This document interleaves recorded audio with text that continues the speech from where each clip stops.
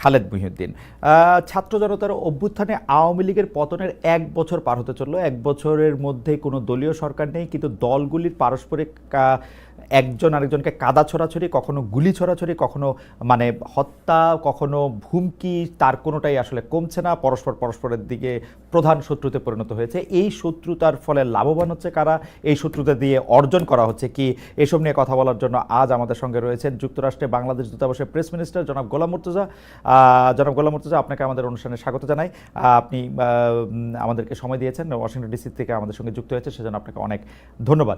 আমাদের সাথে অনুমতি নিয়ে আমরা একটু মুর্তজা ভাইয়ের কাছে যেতে চাই। মুর্তজা ভাই, আপনার কাছে যে প্রশ্নটা আমি এখন করব সেটি হচ্ছে যে আইন শৃঙ্খলা পরিস্থিতির ক্ষেত্রে বারবার গত 4-5 দিন ধরে, 6-7 দিন ধরে আমরা যেসব কথাগুলি বলছি, সেসব কথাগুলি যদি আমরা নাও বলি, অনেকেই বলছে যে আইন শৃঙ্খলা পরিস্থিতির যে এরকম মারাত্মক অবনতি হচ্ছে, এর পেছনে সরকারের ভিতরে কোনো সরকার লুকিয়ে থাকার কথা কেউ কেউ বলছেন, কেউ কেউ বলছেন সরকারেরই কোনো একটা অংশ কাউকে ভয় দেখানোর জন্য বা নিজেরা আরেক কিছুদিন ক্ষমতায় থেকে যাওয়ার জন্য, অথবা বিএনপিকে ঠেকানোর জন্য এটি করে থাকতে পারেন।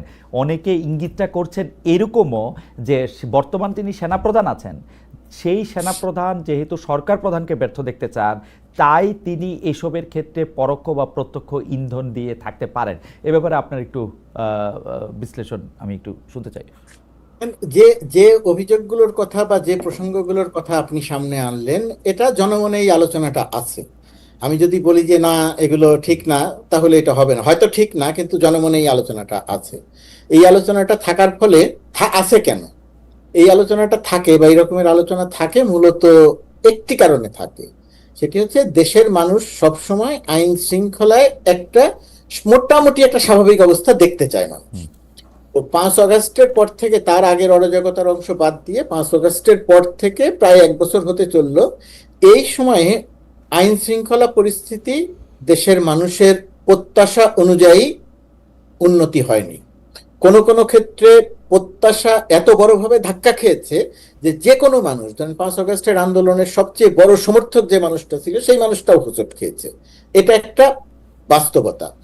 সেই বাস্তবতায় আমি সরকারের খুব ছোটভাবে এবং দেশ থেকে দূরে অবস্থান করে যেভাবে দেখেছি, সেটা দেখেছি যে এক ধরনের একটা চেষ্টা সরকারের মধ্যে আছে, কিন্তু যিনি বা যারা চেষ্টা করছেন তাদের চেষ্টাগুলো সঠিক পথে হচ্ছে কিনা সেটা নিয়ে একটা প্রশ্ন ছিল। আর এর বাইরে আরেকটা ব্যাপার আমার মনে হয় যে আইন শৃঙ্খলা পরিস্থিতি উন্নতি না হওয়ার ক্ষেত্রে আরেকটা জিনিস কাজ করেছে। একেবারে যে উন্নতি হয়নি তা না, মাঝখানে শুরুতে যেরকম একেবারে ভেঙে পড়েছিল, তারপরে সেই জায়গা থেকে মোটামুটি ভাবে একটু উত্তরণ হয়েছে। আবার মাঝে মাঝে এমন দু একটা ঘটনা ঘটেছে যে ঘটনার পরিপ্রেক্ষিতে এটা বলার সুযোগ থাকে না যে আইন শৃঙ্খলা পরিস্থিতির উন্নতি হয়েছে। আমার কাছে মনে হয় এটার ষড়যন্ত্র তত্ত্বের চেয়ে আপনি যে সমস্ত কথা বললেন, কেউ কেউ চাইতে পারে বিএনপিকে ঠেকানোর জন্য সেনাপ্রধান এই সরকারকে ব্যর্থ দেখতে চান, এইরকম নানা রকমের ইকুয়েশনের কথা বললেন। আমার কাছে এই ইকুয়েশন খুব বেশি গুরুত্বপূর্ণ নয়। নির্বাচন পিছিয়ে ক্ষমতায় বেশি দিন থাকবে, এই বক্তব্যের কোনো ভিত্তি নেই। এই সরকার, ডক্টর ইউনূসের সরকার, ডক্টর ইউনূস নির্বাচন পিছিয়ে একদিনও বেশি ক্ষমতায় থাকবেন না, এটা আপনি নিশ্চিত থাকতে পারেন। তাহলে এই প্রশ্নগুলো আসে কেন, বা এই ঘটনাটা ঘটলো কেন? আমার ধারণা এই ঘটনাটা ঘটলো, এটা আপনি সরকারের ব্যর্থতা বলতে পারেন। সেটি হচ্ছে যে রাজনৈতিক দলগুলোর মধ্যে যে পারস্পরিক শ্রদ্ধাবোধ তৈরি হওয়ার কথা ছিল, তৈরি হওয়ার কথা বলছি, আমি বলছি বিগত 17 বছর ছিল না, তৈরি হওয়ার কথা ছিল। নতুন যে রাজনৈতিক দলটা গঠিত হলো, সেই রাজনৈতিক দলটার সঙ্গে বড় রাজনৈতিক দল বিএনপির যে এক ধরনের হৃদ্যতাপূর্ণ সম্পর্ক মানুষ প্রত্যাশা করেছিল, সেই জায়গাগুলো হয়নি। পরস্পরের থেকে অনেক দূরে অবস্থান করেছে। একসময় বিএনপি জামাত অনেক কাছে ছিল, এখন বিএনপি জামাতের মধ্যে দূরত্ব। এনসিপি গঠিত হয়েছে, এনসিপির সঙ্গে বিএনপির একটা বন্ধুত্বপূর্ণ সম্পর্ক থাকবে, সেটা হয়নি। দিন দিন শুরুর দিকে সেরকম আলোচনা থাকলেও দিন দিন সেই জায়গাটাতে একটা বড় দূরত্ব তৈরি হয়েছে। অর্থাৎ রাজনীতিতে সুস্থ ধারা ফিরে আসে নাই। রাজনীতিতে এখনো পরস্পরের প্রতি অভিযোগ দেয়া, ব্লেম দেয়া, এই যে রাজনৈতিক ভাবে একমত হতে না পারে, একমত বলতে সব বিষয়ে একমত হবো তা বলছি না, আমি বলছি মেজর ইস্যুতে একমত হতে পারার যে দুর্বলতা, সেটা আমাদের রয়ে গেছে। এবং সেই রয়ে যাওয়ার সুযোগে আইন শৃঙ্খলা পরিস্থিতির অবনতি হচ্ছে, মাঝে মধ্যেই সেটা অনেক বড়ভাবে অবনতি হচ্ছে, যেটা সাধারণ জনমনে খুব বড় রকমের প্রশ্ন তৈরি করছে। মুর্তজা ভাই, অনেকেই আইন শৃঙ্খলা পরিস্থিতির কারণে মানে আইনশৃঙ্খলার পরিস্থিতি পুনরুদ্ধারে বা স্বাভাবিক একটা মোটামুটি একটা স্বস্তিদায়ক পরিস্থিতি সৃষ্টিতে সরকারের ব্যর্থতার জন্য পুলিশ বাহিনীকে দায়ী করে থাকেন বা আইনশৃঙ্খলা বাহিনীকে বলে থাকেন যে এই পুলিশ বাহিনী যেহেতু আওয়ামী লীগের রিক্রুট করা, তার ভিতরে আওয়ামী লীগের লোক রয়ে গেছে, তাদের দিয়ে আসলে বড় কাজ হইতেছে না। কিন্তু আমি পুলিশ বাহিনীর কথা যাওয়ার আগে আরেকটা কথা বলতে চাই যে ডিজিএফআইকে নিয়ে অনেক প্রশ্ন আসতেছে। সাধারণভাবে বাংলাদেশের মানুষ এইটা বোঝে কিনা যে ডিজিএফআইটা আসলে ডক্টর মোহাম্মদ ইউনূসের আন্ডারেই, তো ডিজিএফআই যদি কোনো মানে ষড়যন্ত্র করে থাকে তাহলে সেটা ডক্টর মোহাম্মদ ইউনূসই করছেন। কিন্তু কেউ কেউ আবার বলতেছেন যে না, ডিজিএফআইটা আসলে ডক্টর মোহাম্মদ ইউনূসের আন্ডারে থাকলেও তারা যেসব কার্যক্রমে অংশগ্রহণ করতেছে, খবরের কাগজে নাকি তারা এখনো ডিরেক্টিভ পাঠাচ্ছে, যেটা আসলে ডক্টর ইউনূসের এগেনস্টেও অনেক সময় যাচ্ছে। এই ব্যাপারটা আপনার জানা আছে কিনা? মানে ডিজিএফআইটা কি ডক্টর মোহাম্মদ ইউনূসের আয়ত্তের বাইরে চলে গেছে, পাকিস্তানের আইএসআই এর মতো? আইএসআই যেমন পাকিস্তানের কথা শোনে না আসলে, মানে যদিও তাদের সরকার প্রধানের কথা শোনার কথা, আপনার কাছে কি এটা মনে হয় যে ডিজিএফআইটা এরকম কোনোভাবে আয়ত্তের বাইরে চলে গেছে? মনে হয় না। ডিজিএফআই বিগত সময়গুলোতে কি করেছে সেটা আমি জানি, আপনি জানেন, হেলাল ভাইও জানেন, বিএনপি আমাদের চেয়ে কম জানে না, ভালো করে জানে। কিন্তু সেই ডিজিএফআই বর্তমান সময়ে একই ধারায় কাজ করছে বা বর্তমান সরকার ডক্টর ইউনূসের এগেনস্টে কাজ করছে, আমার কাছে সেটা মনে হয় না। দুই একটা ঘটনার পরিপ্রেক্ষিতে সেটা বলা যায়। আরেকটা জিনিস আমাদের একটু মোটামুটি ভাবে আমার যে ধারণাটা তৈরি হয়েছে, সেই ধারণাটা হচ্ছে ডক্টর মোহাম্মদ ইউনূসের কোনো দুর্বলতা থাকতে পারে। তিনি হয়তো যে কাজটি যেভাবে করা দরকার ছিল সেই কাজটি করতে পারেন নাই বলে আমরা অভিযোগ করতে পারি, সাংবাদিকরা অভিযোগ করতে পারে, গণমাধ্যম অভিযোগ করতে পারে। কিন্তু ডক্টর মোহাম্মদ ইউনূসের এগেনস্টে গিয়ে সরকারের কোনো একটা উইং তাকে বিপদে ফেলার মতো কাজ করবে, তারা চেষ্টা করতে পারে। কিন্তু এটা করলে শেষ পর্যন্ত গিয়ে তাদের অনেক খারাপ পরিণতির মুখোমুখি হতে হবে বলে আমার ধারণা। সেই কারণে আমার মনে হয় না যে ডিজিএফআই ওই রকম কোনো জায়গাতে এইভাবে কাজ না। মুর্তজা ভাই, আপনি হেলাল ভাইকে সাক্ষী রেখে আমাদের যে প্রত্যক্ষ অভিজ্ঞতা ডিজিএফআইয়ের, বিশেষ করে গত 20 বছরে, আমি শুধু 15 বছরে বলবো না, এই 15 বছরে এটা সবচেয়ে বেশি হয়েছে, এর আগের 5 বছরও সেটা ছিল, বিশেষ করে তত্ত্বাবধায়ক সরকারের সময়, মানে মঈনুদ্দিন ফখরুদ্দিনের তত্ত্বাবধায়ক সরকারের সময়ও সেটা সাংঘাতিক রকমের ছিল।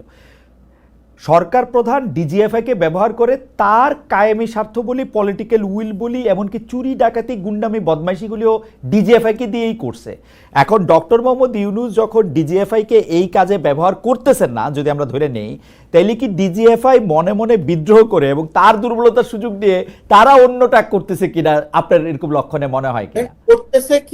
করতেছে কিনা সেটা তো বলতে পারবো না, আমার কাছে এটার কোনো প্রমাণ নাই। কিন্তু আমি আপনাকে আবার একটা কথা বলি, যে আপনি খুব সঠিকভাবে বলছেন যে অন্য সরকার প্রধানরা ডিজিএফআই কে যেভাবে অতীতে ব্যবহার করেছে, আমাদের একটা বড় দুর্বলতা কি, যে আমরা অতীতের সরকারগুলো যে ব্যবহার করেছে, কেউ কোনোদিন এসে এই জবাবদিহিটা নিশ্চিত করতে চায়নি যে এভাবে কেন ব্যবহার করা হয়েছিল। বর্তমান সরকারের সময়ও এই জায়গাটাতে একটা দুর্বলতা রয়ে গেছে। আর ডক্টর মোহাম্মদ ইউনূস যেহেতু ডিজিএফআই কে ব্যবহার করছেন না, ডিজিএফআই এর ভেতরে কোনো একজন দুইজন ব্যক্তির একটা উচ্চাকাঙ্ক্ষা থাকতে পারে যে আমরা আগে এত ক্ষমতা ছিল, এত কিছু করতাম, একে ধরতাম, ওকে মারতাম, একে গুম করতাম, অমুক অফিসে গিয়ে হুমকি দিয়ে আসতাম, আলোচনা করার জন্য কোনো একটা রিপোর্ট নিয়ে কথা বলতে বলতে প্রধানমন্ত্রী এই নিউজটা পছন্দ করেন না, এটা পত্রিকা অফিসে গিয়ে বলে আসতাম। এখন আমরা সেই কাজগুলো করতে পারিনি। এটা যদি কেউ মনে করে থাকেন, করতে পারেন। এতদিন ক্ষমতা ভোগ করছেন, সেই জায়গাতে করে থাকতে পারেন। কিন্তু সরকারের জায়গা থেকে এটাকে প্রথমত উৎসাহিত করার কোনো কারণ বা সুযোগ নাই, ডক্টর ইউনূস সেটা করছেন না। দ্বিতীয়ত কথা, কেউ যদি এটা করে থাকেন, করতে পারেন, একবার দুইবার তিনবার করতে পারেন, কিন্তু তিনি যখনই চিহ্নিত হবেন তখন আপনি নিশ্চিত থাকতে পারেন তার বিরুদ্ধে কঠোর ব্যবস্থা নেওয়া হবে। এই ব্যবস্থা নেওয়ার জায়গাটা থেকে কেউ বিরত। আমি আপনার কাছে আবার ফিরবো যে সরকারের কন্ট্রোলটা আইন শৃঙ্খলা বাহিনীর উপর কতটা আছে সেই প্রসঙ্গ করে, কারণ কন্ট্রোল করতে হলে কিছু আমরা মানে নিয়ন্ত্রণ করতে হলে কিছু লক্ষণও আমরা বিচার করতে পারি, সেই লক্ষণগুলি আমরা বিচার করবো। আমরা একটু হেলাল ভাইয়ের কাছে যাই। হেলাল ভাই, আপনাকে আমি যে প্রশ্ন করতে চাইছিলাম, দর্শকরা সেরকম প্রশ্নই করতেছে আসলে, বা মন্তব্য দিতেছে, আমি মন্তব্যগুলির কিছু জিস্ট পড়ে শোনাই, তাইলে মানে বা একটা দুটা জিস্ট বলি, কারণ মানুষ আবার নিজেদের নামে না, কিরকম মানে ছদ্মনামে, যেমন আমি যে মন্তব্যটা এখন দেখতে পাচ্ছি সেটা হচ্ছে ক্লাসিক মার্ট, মানে এটা তো নিশ্চয়ই মানুষের নাম হইতে পারে না, এটা কোনো একটা দোকানের নাম ব্যবহার করে বা প্রতিষ্ঠানের নাম ব্যবহার করে সে লিখতেছেন। উনি বলতেছেন যে বাট মন্তব্যগুলি এরকম যে খালেদ ভাই, আমার একটা প্রশ্ন, আমি একদম কোট আনকোট করতেছি, যারা দলের কর্মী নিয়ন্ত্রণ করতে পারে না তারা 18-20 কোটি মানুষের দেশ চালানোর স্বপ্ন দেখে। হ্যালো ভাই, আমার প্রশ্ন, আমি ধরে নিলাম যে বিএনপি এই কর্মীদের বহিষ্কার করছে, বা তারা আসলে বিএনপির কর্মী কেমন কর্মী তা আমরা জানি না। আমরা 4,500-এর বেশি কর্মীকে, বিএনপি থেকে নেতাকর্মীকে বহিষ্কার করা হয়েছে, নেতাদের কথা বলার জন্য শোকজ দেওয়া হয়েছে, দলের প্রধান বারবার আহ্বান জানাচ্ছেন যে আপনারা এগুলি করবেন না।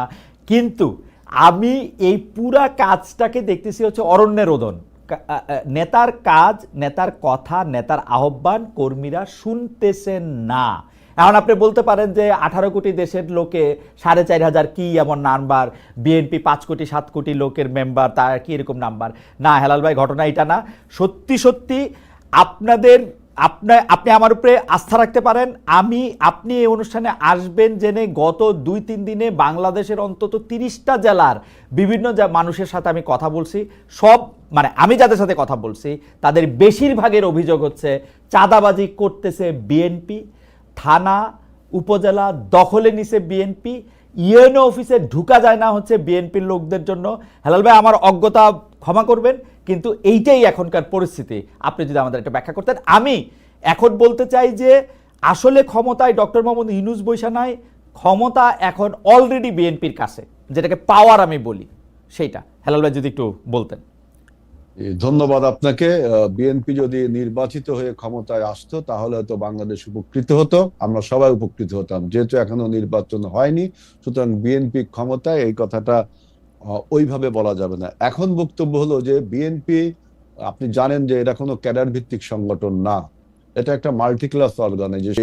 আমরা এই সমস্ত যে সমস্ত সাপোর্টার বা কর্মী বা সমর্থকরা যখন কোনো অন্যায়, হয়রানিমূলক বা নির্যাতনমূলক কর্মকাণ্ড করে, সেটাকে আমরা অ্যাড্রেস করছি কিনা, অ্যাকসেপ্ট করছি কিনা, নাকি ডিনাই করছি, এটা কিন্তু একটা ইম্পর্টেন্ট জিনিস।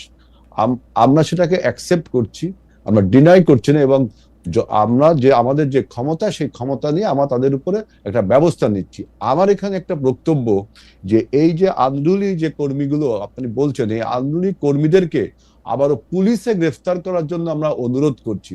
আমি যদি একটা উদাহরণ দিই, যে আমাদের নাটোরে একটা ইন্টারনাল আমাদের একটা কনফারেন্স হচ্ছিল, সেখানে আমাদের বিএনপি নিজেদের মধ্যে একটা গন্ডগোল হয়। আমরা তখন কেন্দ্র থেকে প্রতিনিধি পাঠিয়ে যারা যারা গন্ডগোলে জড়িত তাদের নামে মামলা দেওয়ার জন্য আমরা পুলিশকে বললাম। পুলিশ আমাদের মামলাটা না নিয়ে বলল যে এটা যারা ভিকটিম বা সংক্ষুব্ধ তারা মামলা করবে। আবার দেখেন একই ঘটনা নরসিংদীতেও ঘটেছে। পয়েন্ট নাম্বার 2, এবার আপনি আসেন যে ঢাকার যে পুরনো ঢাকার যে ঘটনাটা ঘটলো, যে নৃশংস পৈশাচিক হত্যাকাণ্ড, নেককারজনক হত্যাকাণ্ড, আমরা এই ঘটনাটাকে যারা যারা জড়িত তাদেরকে বিচার এবং গ্রেফতারের জন্য অনুরোধ করলাম, আহ্বান জানালাম, এবং আমরা কখনো এটাকে ডিনাই করলাম না।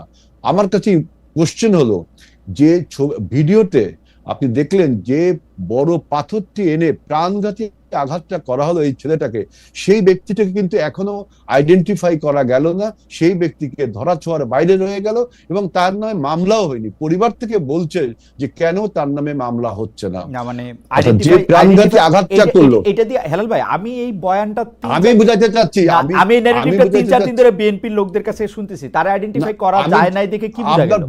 আপনার প্রশ্নের উত্তর দিয়ে বুঝাচ্ছি যে আপনি যে বলছেন যে দল তার সংগঠনকে সংগঠিত করতে পারছেন, তাই বলছি। সেই উত্তরে বলছি যে আমরা আমাদের যে স্বার্থ, মানে সমর্থন, আমাদের যে সক্ষমতা, যে সাংগঠনিক সক্ষমতা, আমরা তার ক্ষমতাই নেই যে তাদেরকে আমরা গ্রেফতার করব বা বিচার করব। এখন আপনি বলেন যে কোন রাজনৈতিক দল কি কোনো ডিসিপ্লিনারি ফোর্স, যে আপনার ডিসিপ্লিনারি ফোর্স বাংলাদেশের প্রতিটা রাজনৈতিক দলে এই সমস্যা তো রয়েই গেছে। আমি কোশ্চেনটা কোন রাজনৈতিক দল বলেন? না, কোন রাজনৈতিক দল দিয়ে তো আমার আসলে এখন প্রসঙ্গ না, প্রসঙ্গ বিএনপি নিয়ে। আমি যেটা বলতে চাই যে বিএনপি একটা রাজনৈতিক দল হিসাবে বাংলাদেশে এখন বর্তমানে যেসব দল রাজনীতি করতেছে তার মধ্যে সবচেয়ে বড় দল হিসাবে বিএনপি তো চলতে হয় না, বিএনপি তো একটা ব্যয় আছে। বিএনপি কি কর্মীদের, নেতাদের মাধ্যমে টাকা সংগ্রহ করে না, যেটাকে আমরা চাঁদা বলে থাকি ভালোবেসে? না না না, করে এটা কিনা? এটা এটা এটা- না, এটা হলো আমাদের যারা যে কমিটিগুলো আছে, অর্থাৎ আপনি সমর্থক শুভানুধ্যায়িত না, আমরা যারা কমিটির মেম্বার, অর্থাৎ আমরা যারা কমিটির লোক, তাদের আমাদের একটা মান্থলি আমরা একটা পেমেন্ট পার্টিকে করি, খুব অল্প না না, পরিমাণ। সেটা তো এটা সদস্য তো আছে, চাঁদা। আপনারা সদস্য চাঁদা। ব্যবসায়ীদের থেকে চাঁদা নেন তো, ব্যবসায়ী দোকানদার শুনুন, নেন শুনুন, তো টাকা।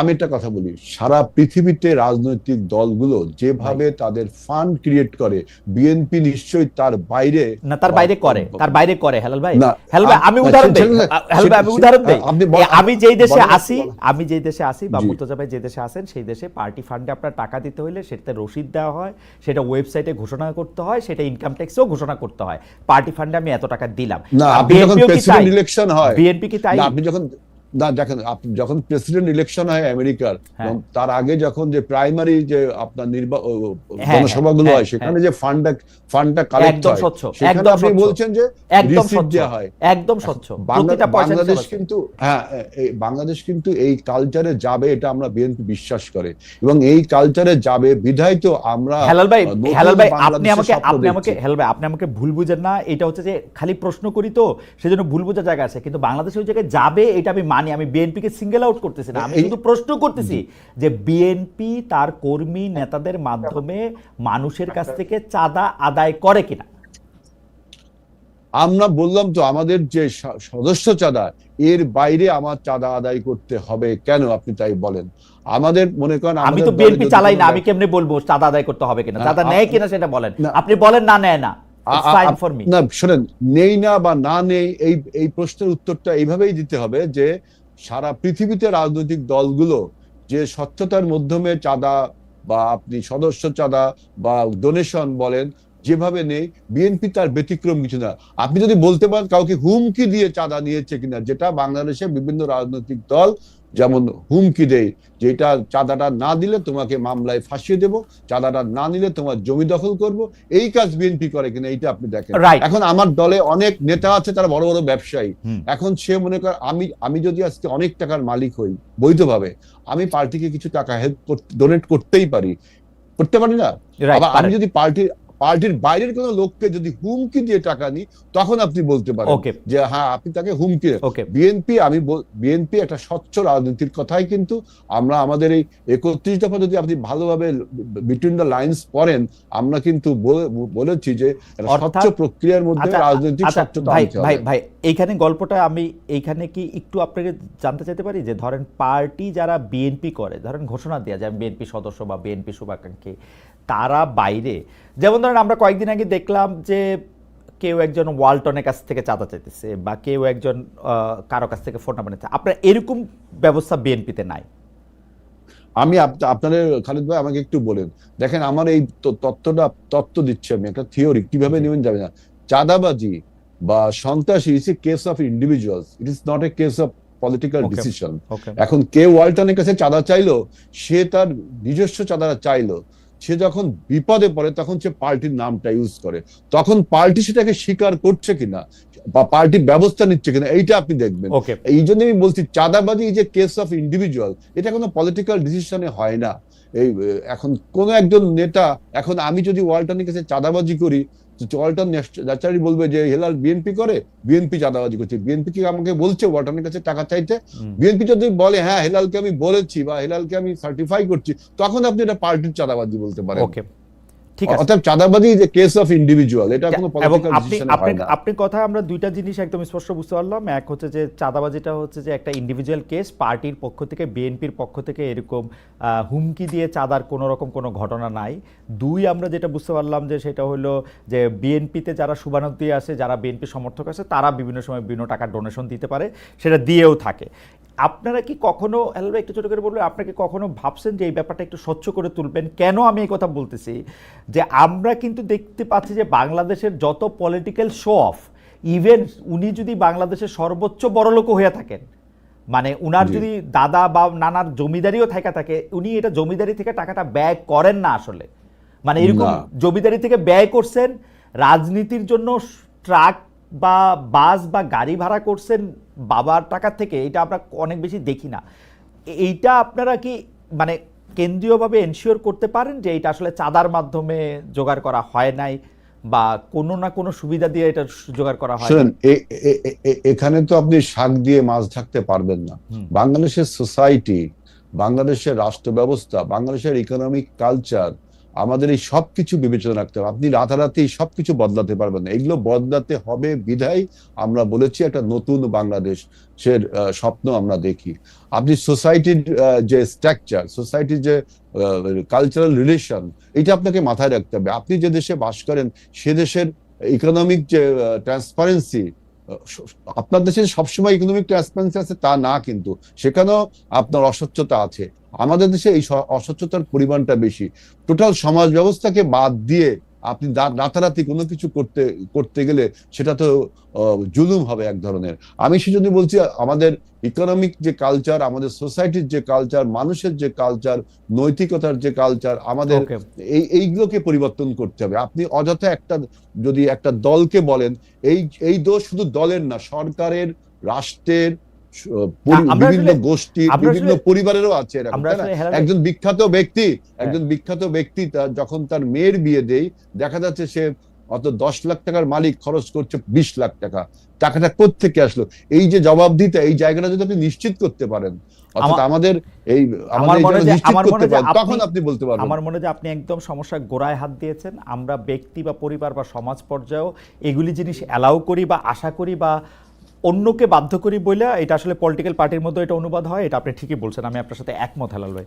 আমি একটু মুর্তজা ভাইয়ের কাছে যাই, যে মুর্তজা ভাই, সরকারের প্রশ্নে বা প্রসঙ্গে একটা প্রশ্ন আপনার কাছে আনতে চেয়েছিলাম, যে সরকারের আসলে নিয়ন্ত্রণ আছে কিনা, এই সরকার আসলে আইন শৃঙ্খলা বাহিনীগুলির উপর নিয়ন্ত্রণ রাখে কিনা, বা সরকার এক ধরনের চোখ বদ্ধ করে একটি উট পাখি, বালিতে মুখ গুজে থাকা উট পাখি কিনা।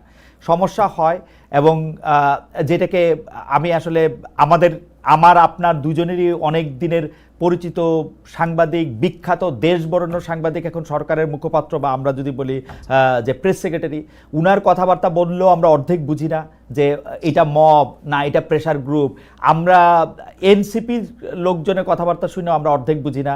উনারা নিজের হাতে আইন তুলে নেওয়াটা কি আসলে উচিত কি উচিত না, এটা নিয়ে কথা বললেও ওরা আবার মানে কষ্ট পায়।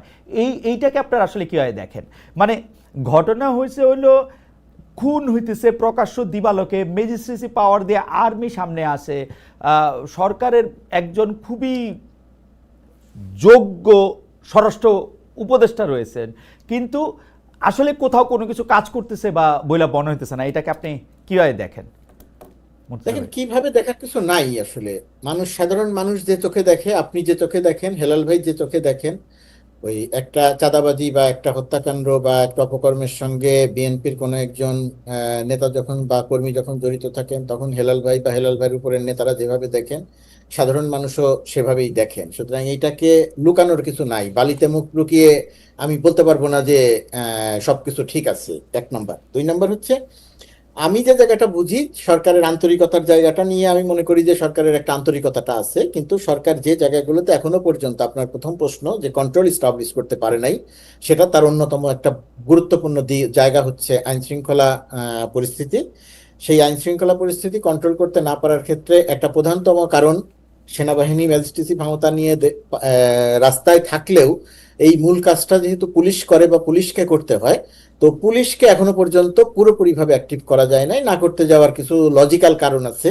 পুলিশের ভেতরে যে দলীয়করণ, যে সন্ত্রাসী কর্মকাণ্ড হয়েছিল, সেটার থেকে পুলিশ বিরত আছে এখন, কিন্তু এখনো পর্যন্ত পুরোপুরিভাবে কাজ করছে না। বিগত সরকারের সময় নিয়োগ পাওয়া লোকজন রয়ে গেছে, গুরুত্বপূর্ণ জায়গাগুলোতে তাদের অনেকে এখনো রয়ে গেছে। সবকিছু মিলিয়ে আমি যদি এটাকে এই অংশটুকুকে সামারাইজ করি, যে কন্ট্রোল প্রতিষ্ঠা করা বলতে যেটা বোঝায়, সেটা আসলে সরকার পুরোপুরিভাবে করতে পারে নাই। যে কারণে আপনি যে সমস্ত কথা বললেন, সেই সমস্ত কথা আরো অনেকে বলছে, আপনি একাই বলছেন না। এখন প্রশ্ন হচ্ছে, আমি যদি সরকার হই আর আপনি প্রশ্ন করবেন অথবা সমালোচনা করবেন, আমি এতে তেলে বেগুনে জ্বলে উঠবো, নাকি আমি মনে করব যে এই যে প্রশ্নটা করা হলো, এই যে সমালোচনাটা করা হলো, এই বিষয়টা আমি নতুন করে একবার একটু চিন্তা করব। আমি মনে করি সরকারের জায়গা থেকে এটা নতুন করে প্রতিটি যখন যে কথাটা আসবে, তখন সেটা নতুন করে চিন্তা করা উচিত। সেটা এনসিপি হোক, সেটা সরকারের কেউ হোক, কাউকেই প্রথমত কথা, একবারে অস্বীকার করা উচিত নয়। দ্বিতীয়ত কথা, মানে না না না এরকম কোনো কিছু হয় নাই, সবকিছু ঠিক আছে, এটা বলা উচিত নয়। ইচ্ছা করলেই সরকারের পক্ষে সবকিছু করা সম্ভব হচ্ছে না, সেটুকু বলা উচিত, বলা দরকার। 1 নম্বর। 2 নম্বর পয়েন্ট হলো, আপনি হেলাল ভাইয়ের সঙ্গে যে কথাগুলো বললেন, এই জায়গাটার সঙ্গে আইন শৃঙ্খলা পরিস্থিতির একটা সম্পর্ক আছে। সম্পর্ক আছে বলতে, ধরেন বিএনপির অবস্থান যদি আমরা দেখি, ধরেন বিএনপির এমনও দেখা গেছে যে কোনো একটা অঞ্চলের একদল নেতা বালু, মানে বালু উত্তোলন করছে নদী থেকে অসৎভাবে। আমি সরাসরি আমার কথা দিয়ে বলি যে আমি ইউটিউবে কথা বলতে গিয়ে আমি সেই ঘটনাটা উল্লেখ করলাম, অমুক জায়গায় অমুক নেতার অনুসারীরা এইভাবে বালু উত্তোলন করছে, এই এই এই গ্রাম আছে, পাশে নদীর পাশে একটা বাড়ি আছে, সেই বাড়িটা দেবে যাচ্ছে। আমি বিস্মিত হয়ে লক্ষ্য করলাম যে 1 দিন বা 2 দিনের মধ্যে ওই যাদের বিরুদ্ধে অভিযোগ আসলো তাদের বিরুদ্ধে ব্যবস্থা নেয়, তাদেরকে সাসপেন্ড করা হচ্ছে।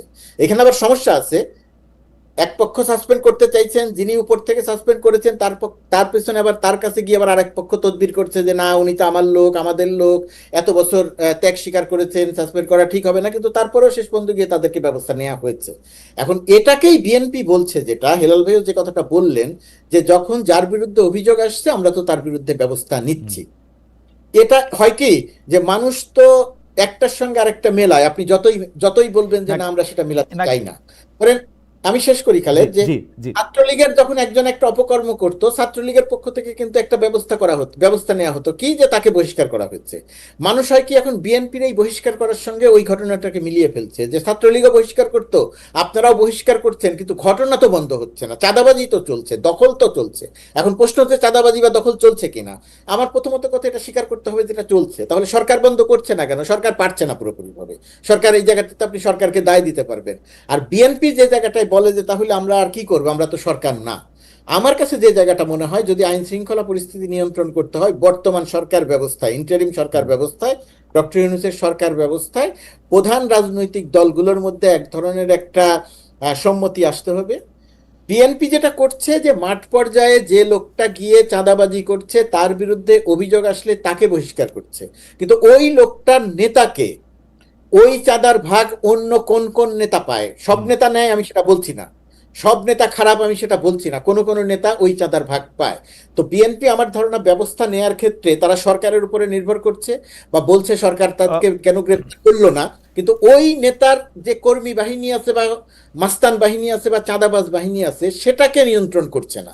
ওই জায়গাটা যদি বিএনপি নিয়ন্ত্রণ করতে এবং সরকার যদি প্রশাসন দিয়ে অ্যাক্টিভ থাকতো, অর্থাৎ দুই পক্ষ যদি এক জায়গাতে আসতো, তাহলে আমার ধারণা আইন শৃঙ্খলা পরিস্থিতি অনেকটা উন্নতি হতো। এখন যে অবস্থা তার চেয়ে অনেক উন্নতি হতো। আমি একটু চট করে একটা কথা বলি মুর্তজা ভাই, আমরা কিন্তু এই সময় মানে আবারও শেখ হাসিনা সরকারের সময়ের কথা আসি, আমরা কিন্তু দেখেছি যে শেখ হাসিনা সরকার একটা আইন শৃঙ্খলা পরিস্থিতি নিয়ন্ত্রণ করতে যেসব জায়গাগুলিতে ব্যর্থ হয়েছে, দুর্নীতি নিয়ন্ত্রণ করতে যেসব জায়গাগুলিতে ব্যর্থ হয়েছে, এর একটা বড় কারণ হচ্ছে তারা নিজেরাই দুর্নীতিতে অংশগ্রহণ করছে। আইন শৃঙ্খলা পরিস্থিতির অবনতি ঘটানোর পেছনে তাদের প্রত্যক্ষ মদত ছিল বা নিজস্ব স্বার্থ ছিল। একই ঘটনা আমরা এই সরকারের ক্ষেত্রে বলতে পারি কিনা, কেন নিয়ন্ত্রণ হচ্ছে না? আমি যখন দেখি জনাব মতিউর রহমান চৌধুরী মানবজমিনের সম্পাদক, তিনি যখন বলেন যে এই উপদেষ্টারা কি সবাই ভালো, তাদের বিরুদ্ধে তো আমরা একটা কথা লিখতে পারি না, যখন একটা কথা সামনেও আসে উপদেষ্টাদের সেক্রেটারিদের সম্পর্কে, উপদেষ্টাদের বাবা সম্পর্কে, উপদেষ্টারা বিভিন্ন জায়গায় বিভিন্ন কিছু করা সম্পর্কে, আরেকটা রাজনৈতিক দলের সাথে সংশ্লিষ্ট সম্পর্কে, কোনো দুর্নীতি দমন কমিশনকে চিঠি দেওয়া প্রসঙ্গে, আমরা কিন্তু এগুলিকে সরকারের মাধ্যমে শক্ত হাতে দমন হতে দেখি না। আপনার কাছে কি এইখানে মনে হয় না যে এই সরকার একটু ছোট, মানে ইউনূস সরকার পুরোপুরি শেখ হাসিনা না, শেখ হাসিনা যদি 10-এ 10 হয়, ইউনূস সরকার 5 হাসিনা, এরকম মানে অর্ধেক হাসিনা কমপক্ষে, এরকম কি মনে হয় না? আমি না, আমার কাছে তা মনে হয় না, মানে স্কেলে ছোট, কারণ এমনি বৈশিষ্ট্য স্কেলে ছোট, ক্ষমতা ভোগ করা বলেন, ক্ষমতা প্রয়োগ করা বলেন, সেই সমস্ত জায়গাতেও এই সরকারের দুর্বলতা আছে। সরকারের উপদেষ্টাদের আপনি কারো কারো বিরুদ্ধে, মতিউর রহমান চৌধুরীর মতিভাইয়ের যে কথাটা আপনি বললেন, সেই কথাটা বলা আপনি বলতে পারেন, আমি বলতে পারি, কিন্তু সেই কথাটা বলে শেখ হাসিনা সরকারের ওই দানবীয় কর্মকাণ্ডের সঙ্গে মিলাতে যাওয়াটা আমার ধারণা, মানে স্কেল আপ যদি আমরা করি, ধরা যাক না, স্কেল আপও করা যাবে না। আপনি বর্তমান সরকারের কোন উপদেষ্টার আপনি ওইভাবে তারা ক্ষমতা ব্যবহার করে দুর্নীতি করছে, তার দুর্বলতা বের করতে পারবেন, আপনি তার সমালোচনা করতে পারবেন, এই কাজটা তার করার কথা ছিল সেই কাজটা সে করতে পারেনি বলতে পারবেন, কিন্তু আপনি এই বর্তমান সরকারের ভেতরে একজন সালমান রহমান দেখাইতে পারবেন না, আপনি বর্তমান সরকারের ভেতরে একজন এই কি না, বলবো কিন্তু ওই কিন্তু কিন্তু এরশাদ কিন্তু দেখাইতে কিন্তু পারবেন না। কিন্তু মুর্তজা ভাই, সালমান এফ রহমানও কিন্তু আওয়ামী লীগের প্রথম বছরে গিয়েই সালমান এফ রহমান হয়ে যায় নাই, তারা ওয়েট করতে হয়েছে 10 বছরের, তো টাইমেরও একটা ফ্যাক্টর আছে। আমি কইতেছি না, যে দেখেন, ছোট বড় আছে কিনা, মানে মানে আছে না। আমার কাছে সেটা মনে হয় না ছোট বড় আছে, কারণ সরকারের কোনো উপদেষ্টা সরাসরি ভাবে দুর্নীতি করছে অথবা দুর্নীতি প্রশ্রয় দিচ্ছে, সেটা প্রশ্রয় দিচ্ছে আপনি বলতে পারেন হচ্ছে ওই জায়গাটাতে, তার যে জায়গাটাতে কঠোর ব্যবস্থা নেওয়া দরকার ছিল সেই সমস্ত জায়গাতে না সে না কঠোর ব্যবস্থা না নিতে পারছে না না। না মুর্তজা ভাই, আপনি সরকারে আছেন, আপনি সরকারের সাথে মিলেই কথা বলবেন, সেটা ঠিক আছে, কিন্তু মুর্তজা ভাই সত্যি সত্যি আপনি কি কোনো জায়গায় কোনো কন্ট্রাক্টর আগে যেমন সরকারি দলরে চাঁদা দিয়ে সরকারি দলরে তুষ্ট করে, আমি সোজাসুজি শেখ হাসিনার কথাই বলি কারণ আমি 15 বছর শেখ হাসিনাকে এর জন্য দায়ী করে আসছি, এখনো তাই করি, যে শেখ হাসিনাকে টাকা দিয়ে উনি যেমন কাজ করতেন, এই টাকাটা দেয়া কি উনার বন্ধ আছে? এই টাকাটা উনি এখন কারে দেয়? একটা কথা বলি খালেদ, ধরেন আমি সরকারের সঙ্গে আছি, হ্যাঁ, আর সরকারের সঙ্গে বিগত সময়গুলোতে আমরা যাদেরকে দেখেছি, জি, যত রকমের অপকর্ম ছিল আপনার অনুষ্ঠান সহ আরো বিভিন্ন অনুষ্ঠানে তারা যারা এসেছেন তারা সকল রকমের অপকর্মকে এক ধরনের জাস্টিফাই করেছেন। অবশ্যই অবশ্যই। আমি সরকারের সঙ্গে আছি, কিন্তু আমি আপনাকে নিশ্চিত করে বলতে পারি সরকারের কোনো দুর্বলতা বা অপকর্ম বা দুর্নীতির কোনো সংবাদ যদি আসে তার কোনোটাকে জাস্টিফাই করার রেসপন্সিবিলিটি, দায়িত্ব আমি নিব না। এর জন্য গোলাম মুর্তজা ভাই, এইটা কিন্তু আপনার একটা ব্র্যান্ড দাঁড়াইছে, আপনি কিন্তু দায়িত্ব নেন না, আপনি যেটা মনে করেন এটা আপনি সরকারে থাকলে, সরকারের বিপক্ষে থাকলে এটা আপনার জন্য, কিন্তু আমি আপনাকে সরল একটা প্রশ্ন করি, যেসব ঠিকাদারের কাজ, যেসব উন্নয়নের কাজ, মানে চুরির যেগুলি ডাইরেক্ট ক্ষেত্র, হয়তো যেটা বন্ধ হয়েছে সেটা হচ্ছে বিদেশে টাকা পাচার বা ব্যাংকগুলিকে খুব ম্যানিপুলেট করা হয়তো বন্ধ হয়েছে, কিন্তু সারা বাংলাদেশে যে ঠিকাদারি কার্যক্রম যে পরিচালনা করা, সেটার ক্ষেত্রে কিন্তু ওই ঠিকাদারদেরকে টাকা দিতেই হইতেছে। মুর্তজা ভাই, আমি তো এখন আমি আপনার সাথে কারে দিচ্ছে টাকাটা, এটা হলো আমার কথা। ওই টাকাটা কোনো উপদেষ্টাকে দিচ্ছে না, সরকারকে প্রথমত। দিচ্ছে, সরকারকে না, দিচ্ছে। সরকারকেও দিচ্ছে না। ওই টাকাটা আপনি সরকার বলতে কি বোঝেন? ওই টাকাটা কি কোনো ডিসি কে দিচ্ছে? দিয়ে থাকতে পারে। হ্যাঁ, এখন ওটা দেখার দায়িত্ব অবশ্যই সরকারের। হ্যাঁ, এইটা সরকার যদি না দেখে থাকে, আপনি অবশ্যই সেটাকে অভিযোগ ওকে, দায় নিতে হবে, সরকারের সমালোচনা করতে হবে। কিন্তু আবার ওই টাকাটা স্থানীয় রাজনীতিতে যিনি প্রভাবশালী, যে দল প্রভাবশালী, ওই ঠিকাদার সেই হয় হয় ওই ঠিকাদার ওই প্রভাবশালী দলের অংশ, অথবা ওই ঠিকাদার ওই প্রভাবশালী দলকে অর্থ দিয়ে, দলকে আস্থায় নিয়ে সে ব্যবসাটা করছে। কিন্তু শেখ হাসিনা সরকারের সময় একেবারে সেন্ট্রাল থেকে যেভাবে সবকিছু কন্ট্রোল করা হতো, ঠিকাদার থেকে শুরু করে সবাইকে টাকা দিয়ে কার্যক্রম করতে হতো, বর্তমান সরকারের সময় এরকম কাজ হচ্ছে আমি খোঁজ নিয়েও জানার চেষ্টা করেছি, আমি এটা জানতে পারি নাই। যদি কখনো জানতে পারি এবং সুনির্দিষ্ট করে আসে, অবশ্যই আমি সেটা নিয়ে কথা বলবো, আমি কোনোভাবেই সেটাকে রাগঢাক করবো না, চাপা দিতে চেষ্টা করবো মুর্তজা ভাই আপনাকে ধন্যবাদ। আমি একটু হেলাল ভাইয়ের কাছে আসবো। হেলাল ভাই, আপনার কাছে আসার আগে আমি এই একটা দর্শকদের কাছে একটা প্রশ্ন করেছিলাম এরকম, যে জাতীয়তাবাদী শক্তিকে ধ্বংস করতে বিএনপির বিরুদ্ধে কোট আনকোট অপপ্রচার চলছে বলেছেন মির্জা ফখরুল আলমগীর। প্রিয় দর্শক, এই মন্তব্য সঠিক বলে মনে করেন কিনা? শতকরা 25% দর্শক এটাকে সঠিক মনে করছেন, শতকরা 75% দর্শক এটাকে সঠিক মনে করছেন না, 72,000 দর্শক এখানে ভোট দিয়েছেন। হেলাল ভাই অনেকক্ষণ ধরেই কিছু বলার জন্য বোধহয় একটু উসখুস করতেছিলেন। হেলাল ভাই, আমরা আপনার প্রশ্নের কাছে যাওয়ার আগে আপনি কি মুর্তজা ভাইয়ের বলা প্রসঙ্গে একটু বলবেন?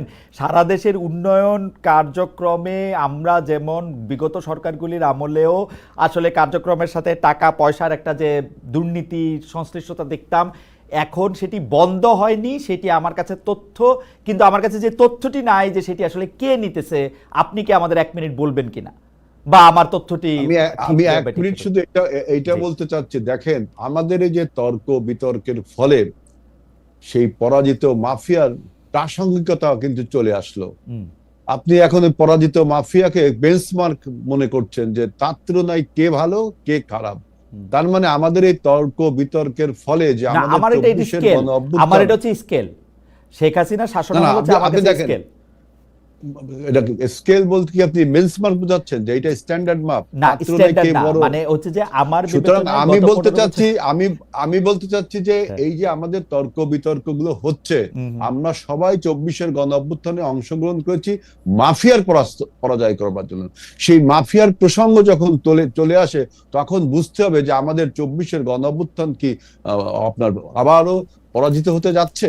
এইখানে আমি বলতে চাচ্ছি, দেখেন বাংলাদেশে এখন এই যে দোষারোপের রাজনীতিতে পিক অ্যান্ড চুজ একটা খেলা শুরু হয়েছে। কোন ঘটনাটাকে চুজ করবে, কোন ঘটনাটাকে পিক করবে। আপনি দেখেন যে পূর্ব ঢাকায় যে ঘটনাটা ঘটলো সেটাকে যেভাবে একটা ব্যবসায়িক হত্যাকাণ্ড, নো ডাউট, এ ব্যাপারে আপনাদের কারো কোনো দ্বিমত নেই। সে বিএনপি সমর্থন হতে পারে, যারা মেরেছে তারাও বিএনপি করতে পারে, যারা মার খেয়েছে তারাও বিএনপি করতে, কিন্তু এটা তো রাজনৈতিক হত্যাকাণ্ড না, এটা তো একটা ব্যবসায়িক হত্যাকাণ্ড। সেই ব্যবসায়িক হত্যাকাণ্ডকে রাজনৈতিক হত্যাকাণ্ড হিসেবে প্রচার করা হচ্ছে, তাই না? একই সাথে আপনি দেখবেন আমাদের খুলনায় আপনার রক কেটে গুলি করে হত্যা করা হলো, এবং রক কাটা কালচার কাদের, রক কাটা বাহিনী কাদের বলায় সবাই জানে। এই ঘটনাকে পিকও করা হলো না, এই ঘটনাকে আপনার রাজনৈতিক মহলে তত্ত্বগতভাবে বিশ্লেষণ করার বিষয় আনলো না। একই সাথে দেখেন উপদেষ্টা আসিফ মাহমুদের এলাকায় মুরাদনগরে একই পরিবারের 3 জনকে হত্যা করা হলো। সেই ঘটনাটাকেও কিন্তু আপনি আলোচনা জগতে আনলেন না, বরঞ্চ উপদেষ্টা বললেন যে আমরা নাকি এখন প্রস্তর যুগে বসবাস করছি। আমার তখন প্রশ্ন জাগে, তাহলে এই প্রস্তর যুগের জন্য কি আপনি দায়ী না? যেহেতু আপনি প্রো এস্টাবলিশমেন্ট অথবা এস্টাবলিশমেন্টের পক্ষে আছেন, আপনি সরকারে আছেন।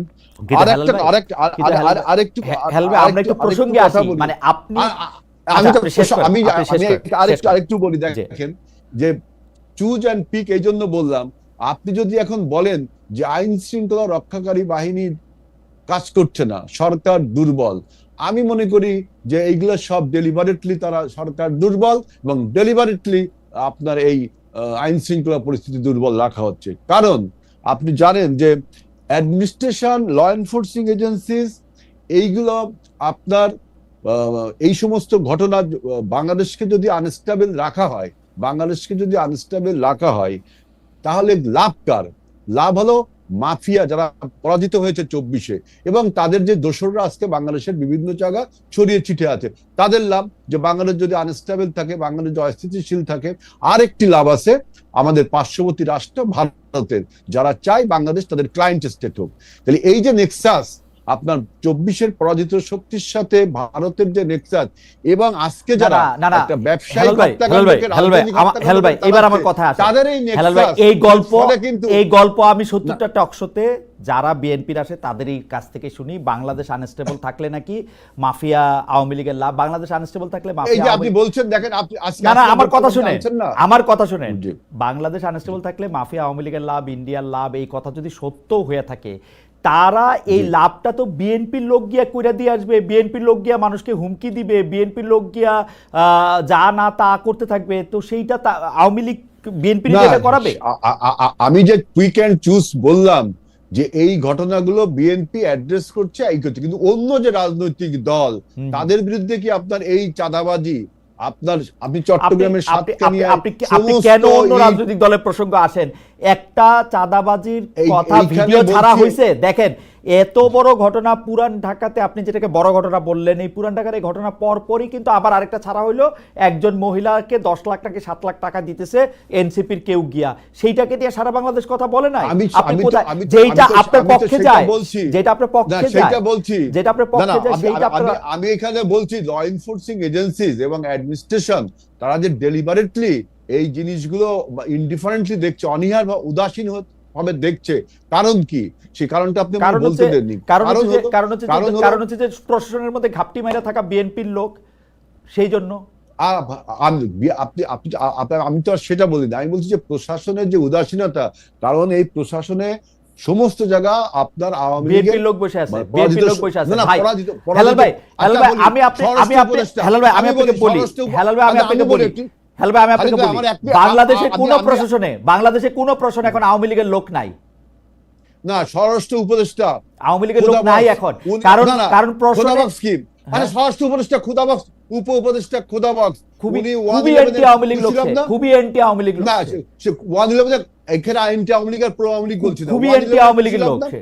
না, তিনি 111 কুশীলব না, 111 কুশীলব ছিল না, 111 কুশীলব তো সবাই, ছিল না? 111 কুশীলব তো ইউনূস সাহেব, 111 এর ফলে তো বাংলাদেশে 111 কুশীলব তো সবাই। বিএনপি একটা জিনিস করবে, কুশীলব হবে না? সবাই তো না না, কুশীলব।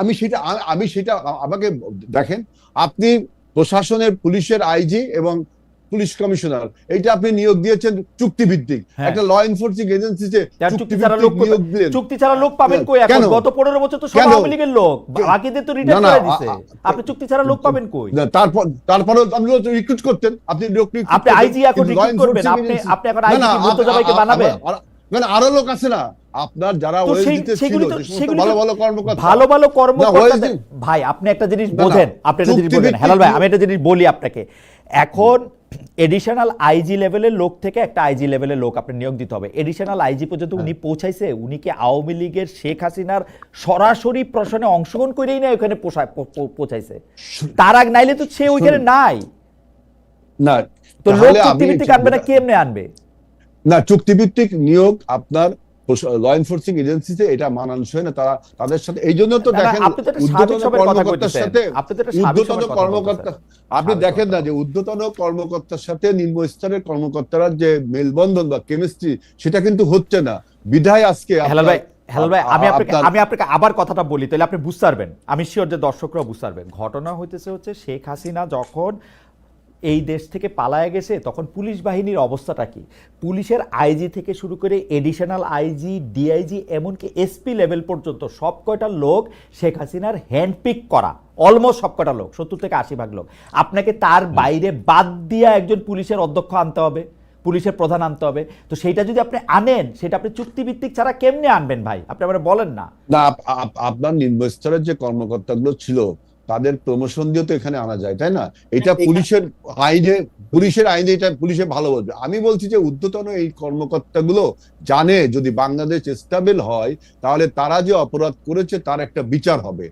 যেহেতু আমাদের নির্বাচন কমিশনের যে দুরবস্থা হয়েছে, আমরা চাই না এই দুরবস্থা কারা হোক, তারা যখন দেখছে যদি বিচার হয় তাহলে তো আপনার তারা। আচ্ছা, আমি প্রশ্নটা হেলাল ভাই একটা সেকেন্ড, আমি প্রশ্নটা আমি ভুলে যাব। আমি আপনার বক্তব্যের সাথে কিঞ্চিত দ্বিমত পোষণ করি। এর জন্য আমি প্রশ্নটা মুর্তজা ভাই, না আসলে দ্বিমত না, সহমত, কিন্তু একটু সম্পূরক আছে। মুর্তজা ভাইকে প্রশ্নটা করে রাখি। মুর্তজা ভাই, এটা আপনি একটু 1-2 মিনিট একটু উত্তর দেন হেলাল ভাইয়ের কথা শেষ হলে। সেটা হলো যে অনেকে বলে থাকেন যে এই পুলিশ বাহিনীরা যেহেতু ইউনিফর্ম থাকা অবস্থায় অনেক নৃশংসতার শিকার হয়েছেন, সেই জন্য তারা আসলে কাজকর্ম করতে ভয় পান, এবং যখন বলা হয়েছে যে এই পুলিশ বাহিনীর যারা নিহত বা আহত হয়েছেন তাদের আসলে কোনো রকম কোনো বিচার হবে না বা কোনো রকম কোনো তদন্তের মধ্যে দিয়ে তারা যাবেন না, তখন এটা হয়েছে। এটা নিয়ে আপনি আসলে কি মনে করেন, এটা একটু আপনি আমাদের একটু বলেন। হেলাল ভাই, আমরা একটু প্রসঙ্গে আসি, দোষ জারি থাক। আসলে আমরা আপনার সাথে তর্কে লিপ্ত হওয়া আমার কাজও না, আমার উচিতও না। আমি যেটা আপনাকে বলতে চাই, আপনি যেখান থেকে বললেন রক কাটা বা আপনাদের রাজনৈতিক প্রতিপক্ষ সম্পর্কে, সেটা নিয়ে আমি একটু প্রশ্ন করতে চাই। দেখেন, আমরা যখন 90-এর গণ আন্দোলন করছি, আপনি সেটা সামনের সারির সৈনিক, আমি পিছনের সারির হইলেও সৈনিক। আমরা কিন্তু একটা জিনিস ঠিক করছিলাম যে আমরা জামায়াতে ইসলামী বা জাতীয় পার্টিকে মূলধারা রাজনীতিতে আমরা অংশ নিতে দিব না। এই বিএনপি কিন্তু জামাতে ইসলামীকে সামনে নিয়ে এসে জামাত ইসলামীর সাথে রাজনীতি করে, জামাত ইসলামীর লোকজনের গাড়িতে পতাকা দিয়ে জামায়াতে ইসলামীর কথায় পরিচালিত হয়ে একরকমভাবে বিএনপির জামায়াতিকরণ করে তারপরে বিএনপিকে চালাইছে। এখন হঠাৎ করে এখন আবার আপনাদের সাথে যে জামাত ইসলামের ম্যাট্রিক্স, সেটা কি লোক দেখানো? সেইটা কি আওয়ামী লীগ আর জাতীয় পার্টির যে ম্যাট্রিক্স ছিল সেই রকম, নাকি অতি অন্যায়ভাবে আপনারা জামায়াতের পিছনে লাগতেছেন শুধুমাত্র আওয়ামী বিরোধী ভোট ব্যাংকে অ্যাড্রেস করার জন্য? একটু যদি আমাদের বলতেন হেলাল ভাই। না, বিষয়টা এরকম না। আমরা বলছি যে দেখেন, যে বর্তমানে বাংলাদেশের সামনে বার্নিং কোশ্চেন হলো একটা নির্বাচিত সরকার। এর থেকে বড় কোনো সুন্দর উত্তম ব্যবস্থা আর নেই। সেই নির্বাচনের যখন লন্ডন বৈঠকটা হয়ে গেল, অর্থাৎ নির্বাচন নিয়ে যে সংশয় বা আনসার্টেনিটি ছিল, সেই আনসার্টেনিটি দূর হয়ে গেল, নির্বাচনের সংশয়টা কেটে গেল, তখন দেখা যাচ্ছে যে বিভিন্ন রকম মানে অরাজনৈতিক ঘটনাকে, যেমন ব্যবসায়িক হত্যাকাণ্ডটাকে আপনি রাজনৈতিক হত্যাকাণ্ড বলে রাজনৈতিক স্বার্থসিদ্ধি এবং নির্বাচনকে বিঘ্ন করার জন্য অজুহাত হিসাবে কাজ করে বিভিন্ন রকম স্লোগান দিচ্ছেন, যেখানে আপনার বিএনপির নেতা নেত্রীদের নামে স্লোগান দেওয়া হচ্ছে, প্রভোকিং করা হচ্ছে, ইনভাইট করা হচ্ছে গন্ডগোলকে।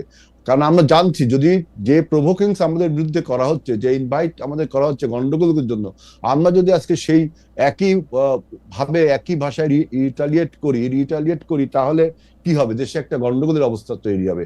গন্ডগোলের অবস্থা তৈরি হলে এই পরাজিত মাফিয়া এবং প্রতিবেশী রাষ্ট্র ভারতের লাভ। এই জন্য আমি বলছি যে ৭১-এর যারা পরাজিত শক্তি, এটা তো আমরা যখন তাদের সাথে আমাদের ৪ দলীয় ঐক্যজোট ছিল, নির্বাচনী ঐক্যজোট, রাজনৈতিক জোট ছিল না, তখনও কিন্তু তাদেরকে আমরা বলিনি ৭১-এর পরাজিত শক্তি এই বয়ানটাকে আপনারা ২০০১ থেকে ২০০৬ পর্যন্ত কখনো দিছেন যখন ক্ষমতায় ছিলেন? এই বয়ানটা এই তিন লাইন জীবনে কখনো বলছেন? ৭১-এর পরাজিত শক্তি এই ৩ শব্দ আপনারা জীবনে বলছেন কখনো? কেন বলবো না? কেন আমি শুনি যখন মুর্তজা ভাইয়ের অনেক বেশি মনে থাকে, আমি মুর্তজা ভাইয়ের দোহাই ভাঙবো যে মুর্তজা ভাই পলিটিক্যাল ডিসকোর্স আর নির্বাচনী ক্যাম্পেইন না ভাই। ২০০১ থেকে ২০০৬ পর্যন্ত বেগম জিয়া বা জনাব তারেক রহমান বা জনাব আজিজুল বারী হেলাল কেউ কোনোদিন ৭১-এর পরাজিত শক্তি এই ৩ শব্দ বলছেন জীবনে? আমরা কি তাদের বলছি যে ৭১-এর মুক্তিযুদ্ধ? তাও তো বলিনি। ৭১-এর মুক্তিযুদ্ধটাও বলিনি। ওই সময় বলেন না, এখনো চুপ থাকেন। এখন বিপরীতটা বলা দরকার না। ওই সময় বলেন না, এখনো চুপ থাকেন। একই ধরনের রাজনীতি থাকে।